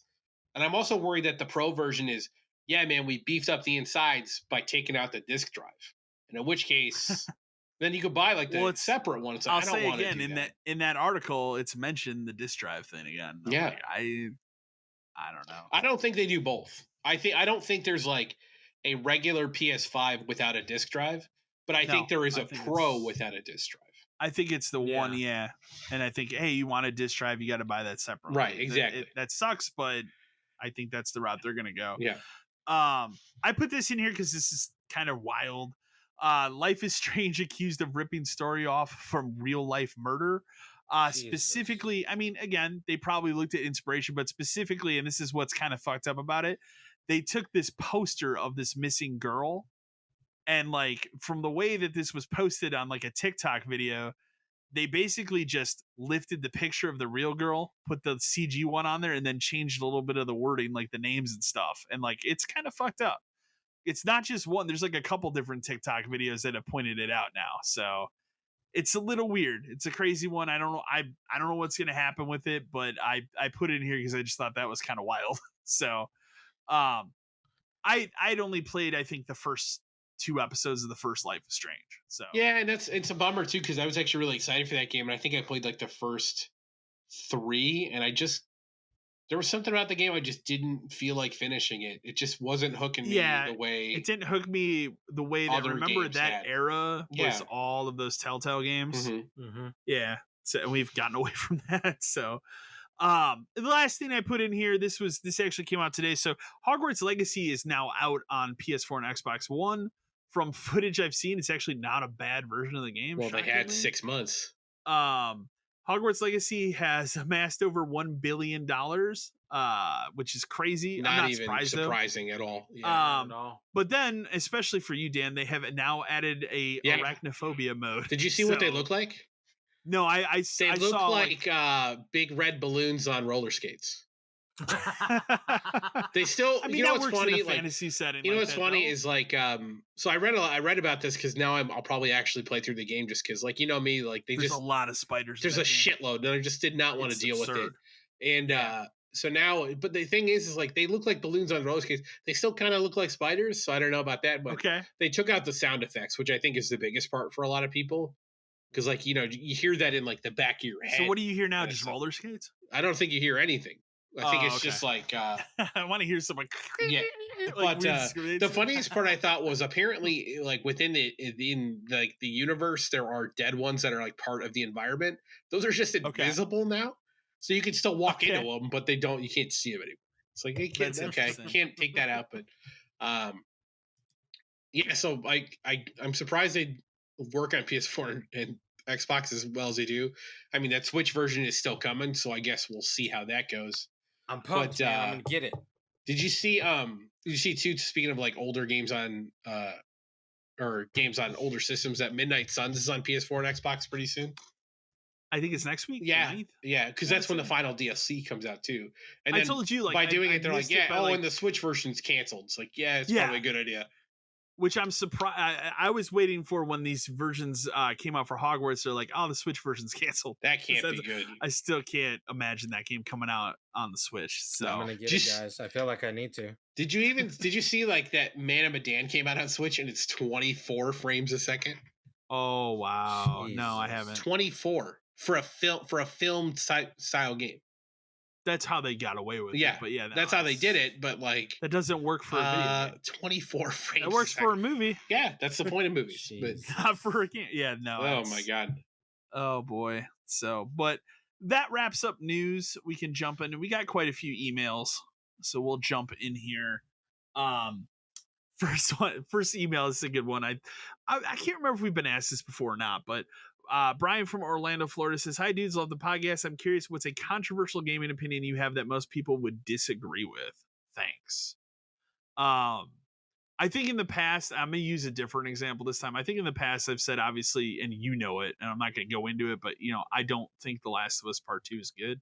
Oh yeah, story wise, I'm not gonna go into it, but I would throw out there also, and this is one that you and I also don't agree on. I don't like Majora's Mask at all. Yeah, you hated that game. So, but on the cusp of that, I'll say that was one of the first games as a kid I saved up money to get. Yeah, I got it, and I hated it as a kid, and I just never I can't do it. So I mean that's me, but you know what though, like people that love it. Yeah, like I love Majora's Mask. You want to talk about controversial opinion? Here's one right now. I think it's better than Ocarina of Time. No, I know a lot of people. That is something that will trigger a lot of people when I say that. I think that is a better game. I don't even think Ocarina of Time is like top 3 for me, which is oh my god, wild for a lot of people. Yeah, no, because I would put Link to the Past and Link's Awakening in there before that game. Ocarina of Time is something about, like, obviously when I played it the first time it came out, I loved it. But I think having replayed it on like the 3DS and like watching speed runs and stuff, it's like you start to realize that outside of the dungeons, that game is kind of empty. And for as big as it is, like Majora's Mask, at least like the dungeons were different and interesting, and like you had this whole time mechanic and stuff that you had other things to kind of do. Link's Awakening was a handheld game that felt like a console game, and Link to the Past is just like every screen of Link to the Past has something kind of going on in it. Ocarina of Time, you leave the forest thing, and it's like you're in this giant empty fucking void with a horse ranch in the middle. Wow, this is great. They did that again. Yeah. Breath of the Wild. Well, and that's the thing is like much bigger. That's the thing too is like Breath of the Wild. I told you I didn't finish it because it's too much. But I kind of want to. I kind of want to force myself to do it just because I feel like if I get it's too much, and that's what I was telling Matt too. Like when that came out and I got the Switch, I put 50 hours into Zelda, and then I put it down because I had the same issue where like it's too much. And then I went back 6 months later and put another 100 hours into it and finished it. So, but it is too much, and I feel like this one is probably going to go the same way. Yeah. So. Yeah. And the other controversial opinion that, and I've said this before too, and you'll know when I say it. The N64 can go fuck itself. Like it's not good. Like that's one that you and I agree and as on, it gets like, and as I get older, as time goes by, and those games stay the same, they are not good. Mario 64 is a good game, but like it's just you don't want to play it today. I don't ever want to play that game ever again. And the problem with that system is there's only like 300 games on the system. 15 of them are good. That's bad. Yeah. That's real bad. And 5 of them are wrestling games? Yeah, and a lot of them are wrestling or NFL Blitz. All fantastic. Exactly. Like, yeah, like there's no, like the 64 like barely has anything that will resemble like an RPG. Like Quest. There's like a couple other random games that kind of fit that. I forgot about Quest 64 sucks. Like it's just not a good system. The controls on it. I remember renting it. The controller, when you're a kid, you're like, man, I remember the 64 controller was funny because when you first pick it up, you're like, man, this kind of sucks. And then you kind of get used to it, right? And then you play any other game system ever created. And then you try to play that again. You're like, man, this thing sucks. It's not good. When I got a PS1, I had a 64 first, and then I got my PS1. And like it was hard to go back. It's almost impossible, and it sucks too because it ruined remakes of those games because the controller does not translate. Like I loved on 64. One of the games I loved for 64 is Jet Force Gemini. Like I love that game. It's a great game. And then they put it in that rare replay thing. It was like hell yeah, I cannot wait to play that again. Unplayable on that thing. Even with the two different control styles, it is unplayable because the aiming in that game does not work on any controller other than 64 controller. And it's just that kind of sucks. But yeah, that's a controversial opinion. I'll scream it to everybody. Like the 64 is terrible. And if it's your favorite console, you're wrong. Sorry. You're wrong. How about you, Matt? If I had to say one, I would say I really enjoy Final Fantasy VIII. Okay. That can be kind of controversial. It can be controversial. I'm on the brink of even saying that I think 8 is better than 7. Oof. I mean, that's controversial for sure. I'm sorry. That's controversial. Guys. Which one did you play first? 8. That's why. Yeah. Yep. Yeah, and I mean, it is like I know. I mean, you guys talk about it, but I have other people that I know that talk about how they feel about 7 as far as like being a good one. And usually it's 9 is the one I get into arguments about. Because you and I could argue about 9 for sure. I don't like the. I just love 8. I love the whole story of 8, and I don't know, man. That 8's the one that drives me in. And it's funny I like too. The card game in 8. Yeah, well, the card game in 8 is fantastic. It's great. I like the gameplay of 8, but I hate the story. I think the story is bad. I like the but gameplay. I can. But again, if it's your first one, I totally get it because. Oh yeah. Let's just. It then kind of seems to be what for it is. Saying Kingdom Hearts is probably one of the most confusing. Yeah, Kingdom Hearts is trash. And but you'll find a good corner of the internet that agrees with you there. I would absolutely like. I have Kingdom Hearts 1. Like, I have like 3 or 4 copies of it because I just get it in lots. You know. Oh, of course, yeah, it pops up in every lot you buy. It doesn't bother me at all. Like, I absolutely love Kingdom Hearts, but man, if that story ain't one of the most convoluted stories, it's bullshit. Fucking mad, man. It was made up on the fly. Like that's what it is. It was like we got to fit these characters together in a world that makes sense. I at least kind of like I kind of like the first one because I like the idea of it. Like having Disney and stuff together is a good idea, but they just exploded that into nothing. And like Kingdom Hearts 4, where he's running up traffic lights and stuff when it comes out, who knows? Here's a controversial Kingdom Hearts opinion. I think the only actual good one is the card version for Game Boy Advance. Yeah, see, there you go. Because you get to build a deck of cards. That was fun. I mean, the only other one that I have out there that it's very public and well known at this point is that my Resident Evil tier list is way crazy compared to everybody else's. Yeah. Like I put 4 on the low end, but put 5 at number 2, and that right there triggers so many people. Oh, I mean, but that's how all those lists go. Like my Final Fantasy list is nuts. 12 is my favorite. Our mutual friend Ross, like once a week, he will send me like I think GameSpot recently did like a tier list after the 4 remake. Yeah, and it's trash. And he sends it to me every week, and I get angry every time I see the image.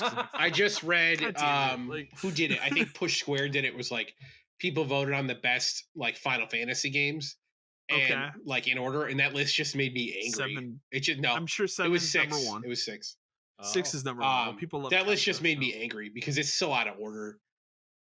People shit on 13. People need to stop shitting on 13. I'll tell you that 13 is very good. Yeah. But yeah, so next email we have comes from, and we kind of talked about this a little bit, but Shannon from Fairfield, Ohio. Hi guys, I'm sure you've seen this email a lot, but with the CMA dealing a massive blow to Activision and the Microsoft deal, where does Microsoft go from here? Will this deal go through? Will they give up? Thanks. Like I said before, I think if the last domino falls on the 20th, I think it's dead. They're gonna appeal the hell out of it just because they won't let this go. Because again, like we talked about before, they also have a deadline. They do. Of, I think July 18th or June. It's either June or July 18th. They will appeal it for sure because their lawyers are going to look for every loophole of everything. Because like we talked about before, the arguments are very weak and just nonsensical. It has nothing to do with Microsoft buying Activision. I should have mentioned, because I saw right before we started recording, I forgot to put in here, they did hire some and I can't remember what he just won, but a very cutthroat lawyer. Yeah, because they're going to go through. Yeah, they're going to do that. They're going to go through this thing, and they're going to find everything that these guys said that is factually incorrect, and tell them to explain it to them again, and tell them why they like. So it's going to keep going. Oh yeah, for sure. But I think there is a point. Probably sooner than we thought before, like where maybe they just cut and run, but then it sucks because your buddy Bobby gets $3 billion, and he gets to hang out and still be there. But the problem I have with this whole thing still is like you go on not message boards, but like websites and stuff, and read comments that people are leaving. IGN, comments on like Push Square and stuff where it's all fanboys and stuff for Sony. Where it is, yeah, man, I can't. They're gonna crush them. It's great. So I guess I forgot the part where Microsoft was gonna back out of the 10-year Sony deal, where they publicly said that. Remember when they publicly they didn't say any of it. Like they have not once said anything that they were gonna do to Sony that would. They're still signing not deals. Benefit them. Yeah, and every other major publisher is all like, yeah, man, who cares? It's fine. Nobody else. No cares. one cares. That's the thing. Gabe doesn't care. Nintendo doesn't care. Like no one else cares. But cloud gaming is the reason. Well, maybe you guys shouldn't buy this company. Come on. Yeah, it's that part of it is ridiculous. I sure hope when Sony goes to the UK and say we want to buy Square Enix. And they go, well, tell us your cloud gaming plans. Yeah, there you go. Yeah, like, is that going to be on the Gaikai cloud? Yeah. Oh, God. I don't know. Gaikai. I don't know. Next email, also Microsoft one. Vic from Tallahassee, Florida says, hey, guys, I'm curious if you think it's possible that Microsoft has something else big lined up for E3. More than ever, they need to come back and show the fans that these games are starting to come to fruition, especially at a time where this Activision deal may be through. What do you think they will show? Any predictions? This is what we talked about, where we talked about before, but like again, I think, and as I said before, the first thing they need to do, I don't want to see any updates on current games that I can already play. Show everything you got. Show it all that you're working on. Show balls to the wall and just say, "Fuck it, here's everything." Like here's everything. You can show me. You can use half of the time to show me Starfield. That's fine. You can do that because they have to do that. That is the next game, be fair, and you need to prove to me that it works. That it's not empty and lifeless like Redfall is. Like you need to prove to me that this exists because You gotta let Todd Howard out his 1 to 2 times a year. because you're running on bad faith now because you have not delivered and you just blew it. The other thing I think I said this in my video too is like at this point, pull an EA and show me like fucking dev footage of the next Mass Effect. Like if that's Fable, show me people sitting at a computer working on the fucking game at this point. Like I'll be happy with that. You're at least showing me, hey, Fable actually does exist. We have people actively just some fever dream I had 5 years ago. It's not a job posting you saw a year ago. About we need like someone to draw characters. Like exactly. There needs it's just info dump it. Just info dump it to hell. Here's everything. Well, because I would be happy at this point. Well, because at this point we got to throw everything out there because we got to find what sticks. Something has to stick. Yeah. Something will out of it, but they just. I think you need to go harder than you ever have. Yep. At least in the last 10 years. I bet they're reworking that sizzle reel right now. But the other problem is I do not want 30 minutes of indie shit that is multi-platform. Don't waste time. Here's a thing made by 6 people in a garage, but it's also on every other system. Then why are you showing it? Like I don't mind if there's 1 or 2 games that are multiplayer. Like, for example, I said earlier, Alan Wake 2. That's fine. You can show Alan Wake 2. But don't show me 10 minutes of the next indie game that I can play on my phone, on my Switch, on my PlayStation 5, my Steam Deck. Like, I don't need that. So, but if it's a big title like Alan Wake 2 or I mean, I also want Alan Wake 2 to come out because then we can start talking about that Control sequel. So...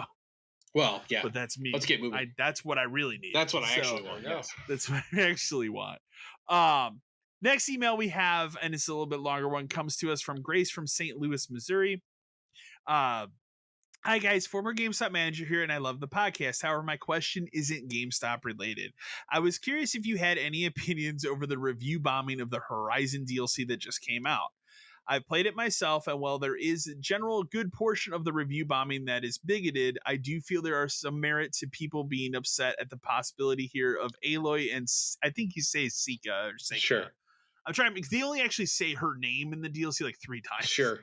Seika being romantically involved. Before I continue, I do want to say here that I am lesbian, so I think in this case it's important to point that out. The reason I have a problem with this is that over the span of 2 games, I've played hours and hours as this character, and she's never shown any hint of being interested in anyone, male or female.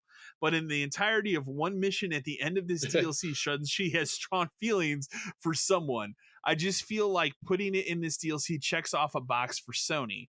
I would have rather seen this in the 3rd game as a fleshed out story. It just doesn't feel earned to me. Also, it is a choice. You don't have to do anything you don't want to, but my guess is regardless, this will be the decision when starting the next game. I'm curious how you all feel on it. I hope I didn't put any of you in a difficult spot answering this. Thanks. So here's the first thing I'll say. I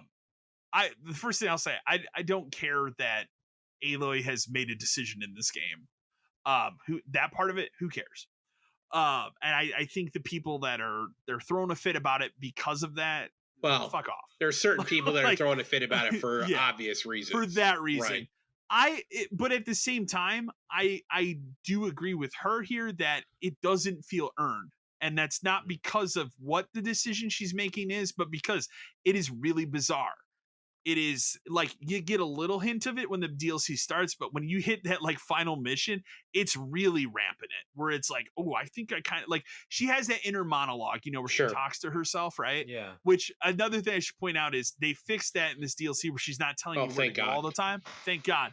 Now she's talking about should I talk to this girl? Like, so that it's gonna go that way, sure, right? But it doesn't feel like, again, for a character that has had literal opportunities in both Horizon games, like there have been both male and female characters that have hit on her, and it's just kind of like, whatever. I think all of a sudden now, like this one character who you literally have an adventure that is roughly 3 hours. It's bizarre. You and I talked about it a little bit where like during the first, not so much in the first game, but more so in the second one, it definitely feels like there are characters that are flirting, and she kind of gives like a thing back, but it's never A really, little bit. but it's never forced, and it never really feels like that was the intention. No, not at all. To bury something like this in a DLC is Weird. is like a coward's way out of addressing it. It Like, is. couldn't this have been set up in 2? Like, and the whole thing of 2 was like maybe she falls in love with a character while you're playing it, and then at the end it's like, well, I have to leave, kind of a thing. Or maybe it is something that we expand on in 3, but to bury it in a paid DLC in between, and Really to make weird. and to make it a choice means it really doesn't affect the story going forward. How could it be what happens in 3 if it's not something you ever had to play or couldn't make or didn't have to make the choice? And that's another thing I'll point out is like when I finished it and I was just kind of looking through the trophies and like the percentages, they're super low because people don't buy DLC. Right. Still. Yes, they 10 do years not. later. So how many people are going to go out in 5 years and buy Horizon 3? Hey, Aloy, is with this chick, and they're going to be like, what happened here? Like, they're not going to know that this story beat happened unless they do something to explain that. But that's why you can't make it canon. And like games have done stupid shit like this before. Like I could care less about if she's in love with a male character or a female character or both. Who cares? Like it doesn't matter. That's a character trait of hers which could be expanded on, but it can't be a throwaway decision. Because remember, you and I talked about this when it happened when we played Assassin's Creed Odyssey. I was gonna say that's what you're gonna mention. You can play through that entire game as a gay character, and it actually has a point like in the game and makes sense and is just a part of your character's being. But regardless, if you play through that DLC, you are forced to have a heterosexual relationship. Yes. Right. Which goes against everything I just spent 120 hours doing. Exactly. Because you have to protect the bloodline for to make the game's overall story make sense. That is absurd. And I remember people being upset about that at the time, but it was just one of those things where I was like, this is dumb. Like at least if you're gonna force me to do this, set the character up as bisexual throughout the game. Yeah. Like you could play it that way if you want, but like I do hate it because it does definitely feel like in some ways it is like checking the box. But it's weird because like at the same time I'd argue like you have arguably that character predominantly in Ellie from The Last of Us now. Right. I mean, that's for everything that I don't like about the story of Last of Us 2. That's not a reason why I don't like it, and that's a big part of that story. Is like she has a girlfriend. They are trying to start a life together, right? And that's in the main game. That wasn't some funky. Right. It's not a throw. Well, it was like you kind of got like a hint. You got a hint of you did. Maybe she is gay in the DLCs, but they did not like. That wasn't the whole point of the DLC. It wasn't. But I don't know. I think I hate when people like choose to review this shit like this because there's this dumb reason. Yeah, it's awful. I also don't want to say it this way, but I hate it when it does feel like companies are checking boxes, and this goes beyond games. This is like all media. This is TV. It is. Yeah. This is movies. It is literally everything. Like it always feels like here's everybody, and then there's the one clear standout character who is different from everyone because they announce it 100 times. It's like, yeah, man, like okay, like get it, like yes, you're allowed to be your own person, but it like I said, it's weird that this is buried in a DLC. Some people just aren't going to play.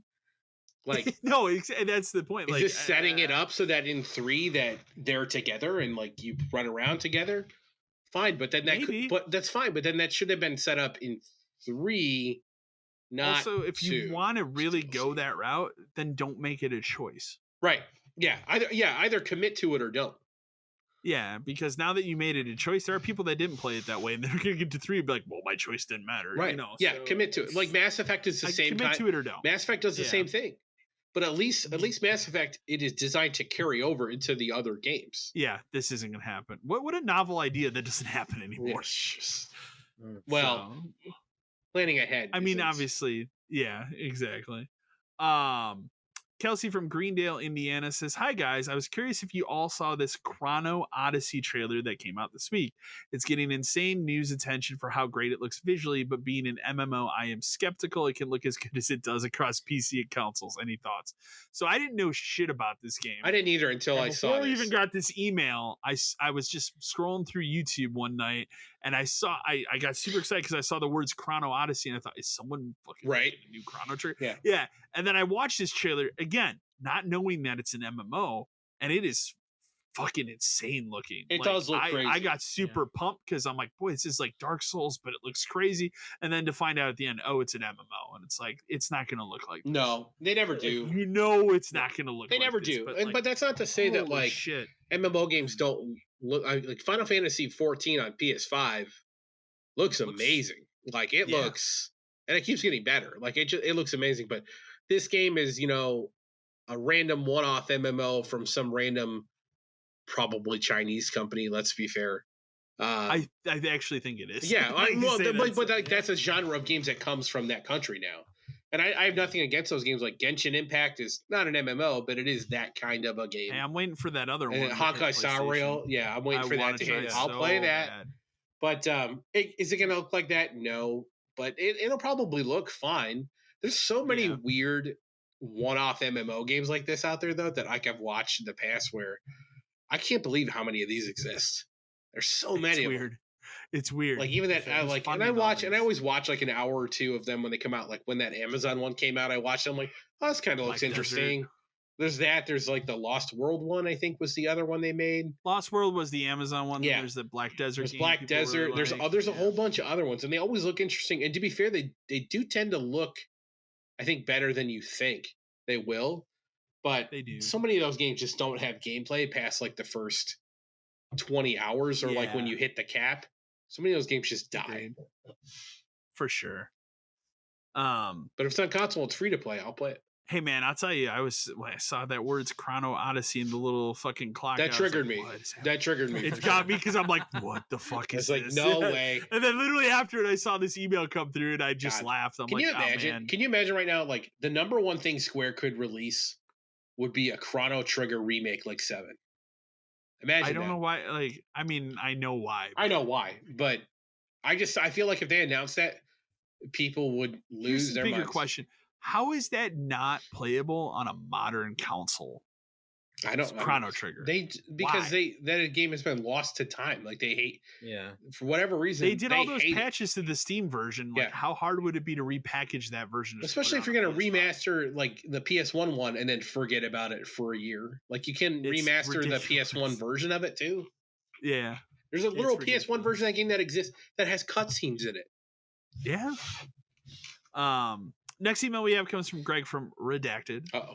Says, "Hey guys, GameStop manager here. Love the podcast. I'm sure you guys are aware of the situation with all those Resident Evil 4 collector's editions being canceled. Well, lo and behold, this past week, GameStop decided to just put a bunch up on their site, which was live for about 2 whole minutes. I had a regular who had theirs canceled become so irate over this that they canceled all of their other reserves and swear off GameStop. I get that they will probably had cancellations left they needed to sell, but man, this really was a bad way to do it. Did anything this fucking stupid ever happen on your watch? I'm also not mad at the regular for canceling them. At this point, fuck this company. Yeah. I'm hoping to be out by June. Thanks for what you guys do and for reading my rant." This big, nothing like this. I mean, no, that's such a stupid thing to do, though. Like this close when we were still there. The thing is like, how else could they have done it? Like, I don't think there was another good way to do it. I think you could just ship them to stores. I think what they could have done. No, they wouldn't have done that. That would have been suicide. They wouldn't have done. I think there's a world where they could have emailed people who had their online reserves canceled. Hey, here's an opportunity. They had that list to be like, hey, look, we know we had to cancel your thing. We're sorry. We have some available. They'll be available, and like you can't don't even promise them to them, but tell them like they will be available at this time on the website. Good luck. It's just there's not a good way to do it. Like nothing. I don't think anything like this ever really happened that bad with us because when we were still there, even towards the end, we were still getting reserve like things we had I reserved even in. remember like that Resident Evil 7 Collector's Edition, the house. Yeah. Like we had somebody reserve that and we got it Yeah. and they picked it up. So We it was rare for us to not get stuff towards the but we were gone by 17. So it's been a yeah. while at this point. So it's been a The only while. thing I can remember were like where things would be a problem is just like it's just being limited on stuff like Zelda for Switch when it came out.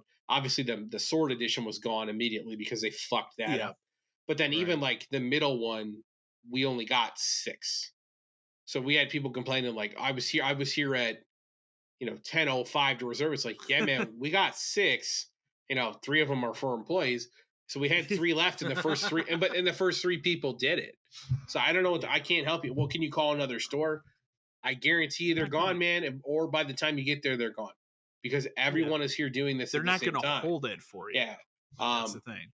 it would just like that. That is the kind of stuff that would be problems Those where were- just it's limited. We know it's limited. We don't have open reserves, and Remember Amiibos? Amiibos were a shit show.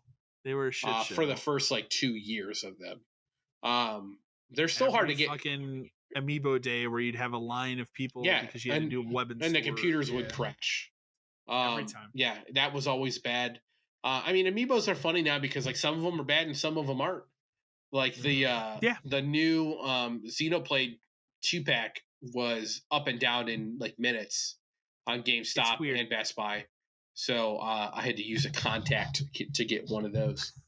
But it's also weird which ones are like Yeah. have retained some value and others haven't. Like that, like remember for a long time your buddy Shulk was like really highly sought after. Now he's like Well, he was 30-ish. Because remember the weird part about those were some of them were exclusive to places for a while, and then after a couple of years they weren't, and they just released them. So like Shulk was GameStop only for a while, and then all of a sudden it's like, oh, he's at Toys R Us. Oh, okay.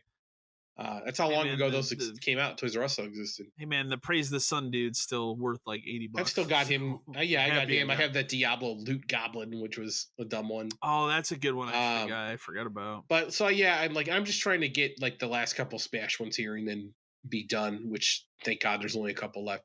Like ones like Sora is going to be a problem.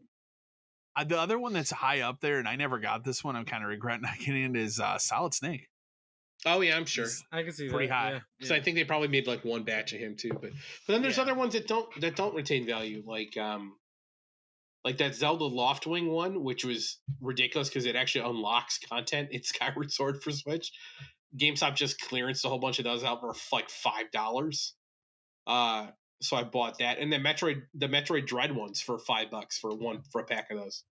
So I bought an extra set of those to open each one of those, but yeah, this Resident Evil 4 thing, it just sucks. Like, obviously they had canceled reserves or something, and they had an overstock, or they got more than they thought, even if it wasn't a lot. But there wasn't a good way to do it.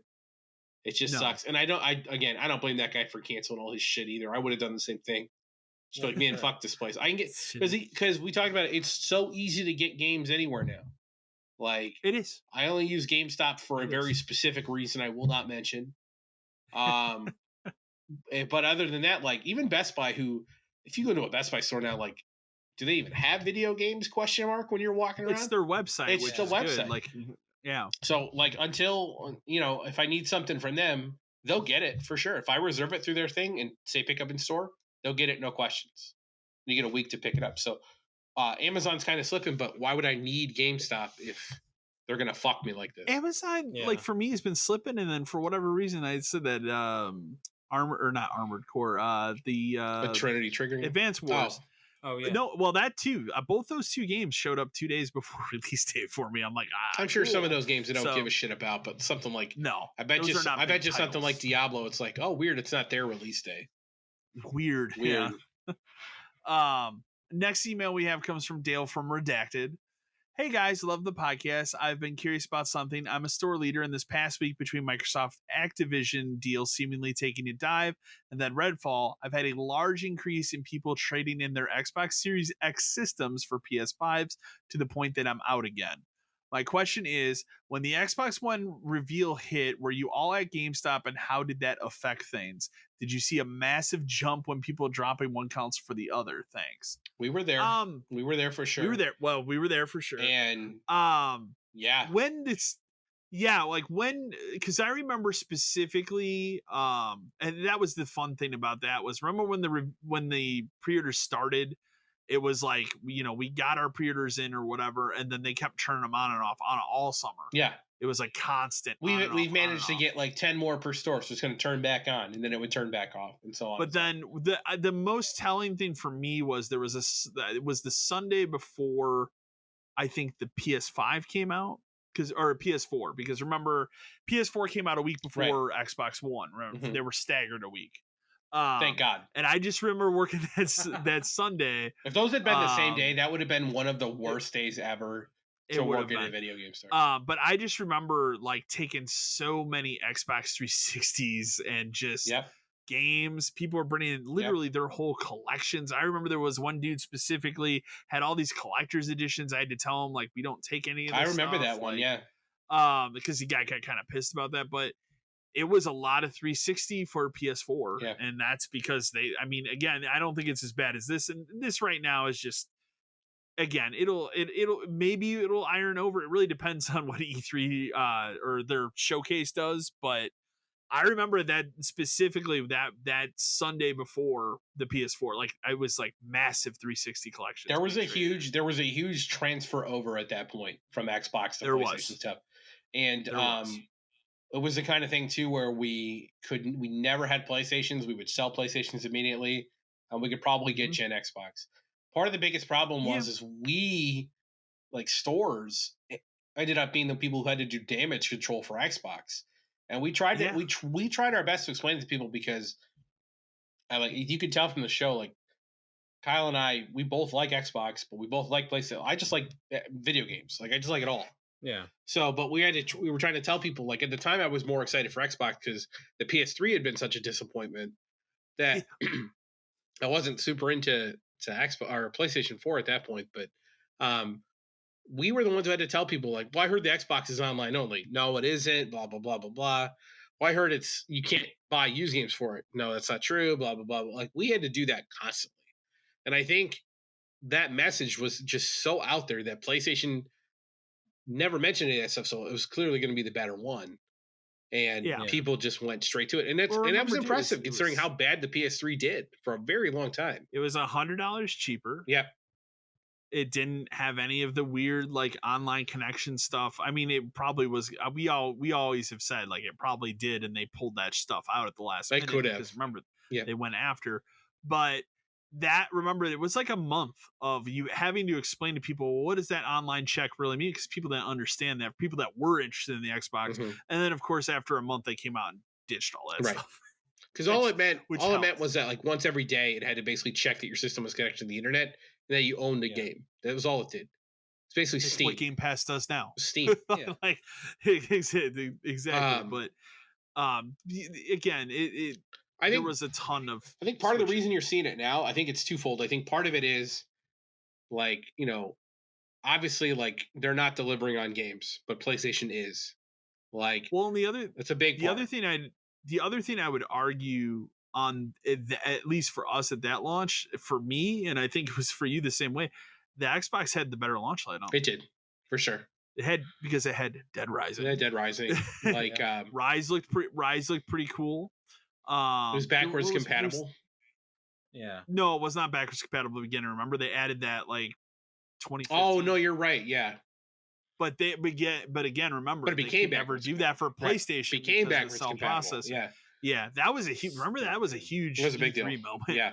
But no, it was just those launch games, and then, like, showing Titanfall. Remember, the first Titanfall was exclusive. Yeah. So, and I mean, that was an amazing looking game at the time. So, like, they had stuff, and it was even Rise was really good. Yeah. Whereas, like, you looked at PlayStation, like, I'm playing Madden. I'm gonna play Killzone Shadowfall. Yeah. like, you know, they didn't have the franchises that they do now that they built up, because they did a lot of what Microsoft has been trying to do. I'd argue it's just they did it in a much faster pace Yeah. than Microsoft is doing. Well, the other part of I think why you're seeing it now too is PS5s are available now. They weren't for a very long time. They were not. So what did people do when they couldn't buy a PS5 but there was an Xbox on the shelf? Bought an Xbox. And now they're finally over it because there's PS5 games they want to play that an Xbox doesn't have stuff. So I think that's part of it. Xbox doesn't have Spider-Man. Right.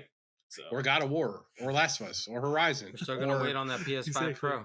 Tons of stuff. Well, I mean, yeah. I mean, you are for sure, but I think... I don't blame you there. This is probably a good time for people to start moving over because...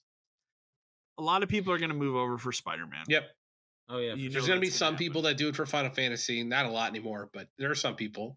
There will be some people, but... Spider-Man's big. I would argue for both systems. Diablo would, but it's on the older systems. Yeah, I think that would have been a good needle mover too.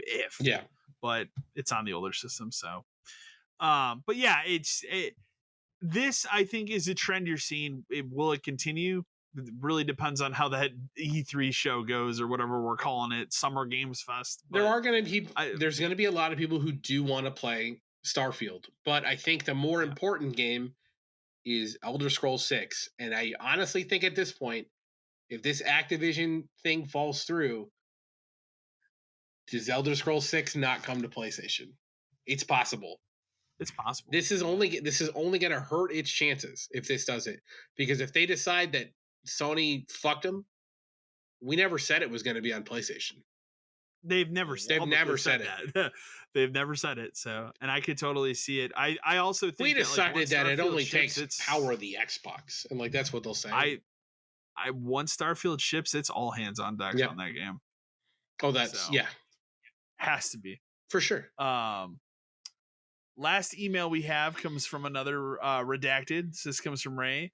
He says, "Hey guys, been listening to you guys for a while now. Just wanted to vent on GameStop's recent Zelda stupidity. We got our copies in today. So this email actually came through today.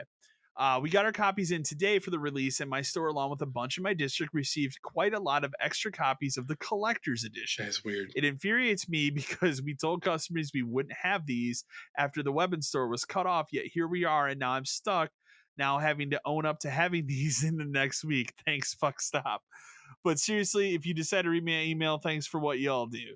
I mean, that sucks. I'm not surprised. It's going to be weird because you're going to display those on the back shelf. Yep. People are going to come in, they're going to see them, and they're going to cancel that reserve to buy that version if they can because they wanted that. So, yeah, but if it's me, it's weird for them to ship those all out. If it's me, cancel, reserve, and buy it, please. I don't want to sit on this thing. I don't want to have these arguments. If it was me and I was doing it, what I would probably do is I would figure out how many ever extra there are. Let's say there's 10. We got 10 extra, right? Yeah. Put 2 to the side for we'll call them emergencies because something will happen. Because something always happens. And then take 8, print my Zelda list in order, and call the first 8 people and be like, look, here's the deal. Are you interested? Yes, no. Great, you are. Awesome, it's yours. Slap a Post-it note on it or tape their reserve thing to it. This is this person's. Sell them now. You don't have to wait. Yeah. Don't put them on the shelf behind you. Be like, look, man. Hey, I know or if you remember a name from the list, because like we knew most of our Nintendo people. We did. So if you remember a name from the list, like I could tell you, like that one family, I would have called her immediately and be like, how many do you want? You want all 10 of them? That would have been 3 to 4 copies. I don't care. Easily. Yeah. That one was nuts. She bought 4 copies of every. Their family was fantastic, and they got they got everything. Like we would hook them up. Like we got extras or something. It's yours, whatever. You could do whatever you want. But yeah, I would work on selling them now, because then also, you know what that does? That saves me from having to put them on the shelf behind me and look like a dumbass. The phone calls. Yeah, because if they fuck up and they make it appear on the website that you've got 10 of these, your day's ruined. For a day that's already going to be a pain in the ass. Yeah. You're going to have somebody across the country calling you from a GameStop. Yep. Can you ship this? Yeah. Oh, yeah. Or ship from stores. I mean, that would make sense for you to do something like that, as far as like you said, call the people that did have it on reserve. It's also customer service. Like, remember, the whole point of it is to take their money. And if I can sell 10 of these things ahead of time before I even opened the door that day, Why the fuck not? why not? Yeah. Well, I mean, again, and that was a big part about our store for the time that we were there was, again, like even in 2013, our store shouldn't have existed where it was. No. But it was more sought after in our area than the store in front Well, of it the existed Walmart. It existed forever. I went there when I was a kid to buy Yeah. Super Nintendo games. Yeah, we both did. And so like it's just that was the only reason we got by. We worked really hard. Yeah, we worked really hard. The store made money. We never gave them a reason to close us. Well, we never gave the company the store a reason to close us. Oh no, okay, wasn't us. But yeah, I mean, this is another weird thing though, where I'm surprised that they decided to send these to stores. I don't understand that. You think they would have just mass put them up on web and they would have? Like, hey, we have extras. Why wouldn't they just done the Resident Evil 4 thing and just said fuck it? I think the difference here, the difference is here. Number one, it's much smaller than the Resident Evil 4 Collector's Edition. Sure, but number two, they have them now extra. That's true. Might as well ship them now. Know damn well if you ship them and put them in store, people are going to buy that right away. Yep. That's true. So, and if you get them in store, a canceled reserve day of, they're going to sell to the first 10 people that come. Because that thing is, that collection edition is what, $130? $130. So you're making an extra $50. Take it. $60. So why not? $60. So why not? It's worth it's like, worth a it's worth a canceled reserve to sell it immediately. Yeah. You know, so I understand why they did it. Does it suck? Yes. Yeah. I mean, is there anything else for Nintendo you could possibly roll a reserve to right now that people give a shit about? Pikmin, maybe? Maybe Pikmin. Like, we're in a weird time because they haven't talked about anything else. They don't need to. Well, they don't have it. They'll have a direct in a couple months, but they have to have a direct in June too, right? Yeah, they will. I would figure. But yeah, I mean, I would say your best bet is to call people now, try to sell them now. If not, you've got a couple on the counter. And just take the cancel and really try to push like, hey, if you like, if you're a big Nintendo person, Pikmin 4 is real soon. Try to push to Pikmin 4. But if it was me running to you guys and telling you what to do, that's exactly what I would tell you to do. Try to, cancel it, sell the collectors, try to get it picked in reserve, and then try to get a warranty on the game. And then just move on. I was gonna say, hey, you like Zelda? That's kind of like Elden Ring. It's kind of like Armored Core. Let me tell you about Armored Core from Software's new game. Harry Potter for Switch is very soon. I'm sure it'll be great. Very soon. There you go. Yeah. I'm sure that'll be on August. This makes me feel better that he got this though, because then I don't feel bad because I was able to get that collector's reserved on the website. Yeah. And it was such a shit show because the thing would crash and it wouldn't be in the cart and all this kind of stuff. And I finally got the order through. This makes me feel like I'll actually get it. I'm more curious about how many of those wooden plank things he got, because remember, as someone who reserved it online, I have to go pick that up in store, and I'm not gonna. Good luck. I'll get one from my contact, but that's about it. I did see today that because it's kind of rare these days that GameStop gets steelbooks. That's usually a Best Buy thing. Yeah. But Diablo, that's the pre-order bonus. Interesting. You steelbook from GameStop, which I have it reserved there. So yeah, that's good. I get a steelbook for Diablo. Yeah, most of the time it's Best Buy or yeah. I don't even think Amazon really does it anymore, right? I don't.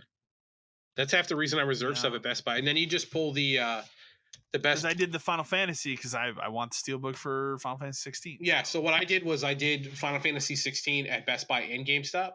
Because for reasons, and then Best Buy, what I'm gonna go do is I'm gonna pick it up and then immediately return it and just tell them I want to keep the steelbook and pay the $10 for it. Because Best Buy also had the Crisis Core steelbook. Yeah. Right? There you go. But Best Buy has they basically, you can just be like, I don't want the game, I just want the steelbook. And since you can't buy it separate, it's $10 if you would do that. So they're like, all right, fine.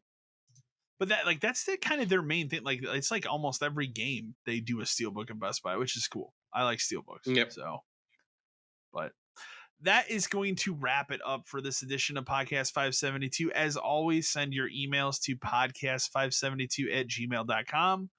I read them all. That doesn't mean we put them all in here, obviously, if it's the same subject. We get some repeats. I do read them all. And we do love you. I mean, again, send it. You know what? The next time we record is going to be after Zelda comes out. Tell us how that launch went. Tell us how the launch went. Tell us what you think of the game. Is it your favorite? Is it not your favorite? Yeah. And you know what? And I would also like, this is an assignment for people. I want to know people's controversial gaming opinions. You don't have to write a whole email or something. It could be like 2 sentences, but I would love to hear some other ones and or see if you agree with what we said, because I love when people have wild opinions about video games, like, you know, especially like being the age we are. When I tell people I think the 64 is trash, there are so many people that are like, "What are you talking about? You're They're ridiculous." so confused. They're It so is like, ridiculous. "Oh no, it's It the is best thing ever." ridiculous. It's like that's not, but okay. Write in and tell me why Metal Gear Solid 2 is your favorite. Oof. Oh. 0 That's a emails hot one. next time. That is not my favorite Metal Gear, to be fair. So Let us know if you get a plank from the collector's edition of Zelda too. That's the other Oh one man, too. I need my plank. All right. Otherwise, we will go ahead and wrap it up, and we will see you in another 2 weeks. Thank you, everyone. Thank you for listening. Stay safe.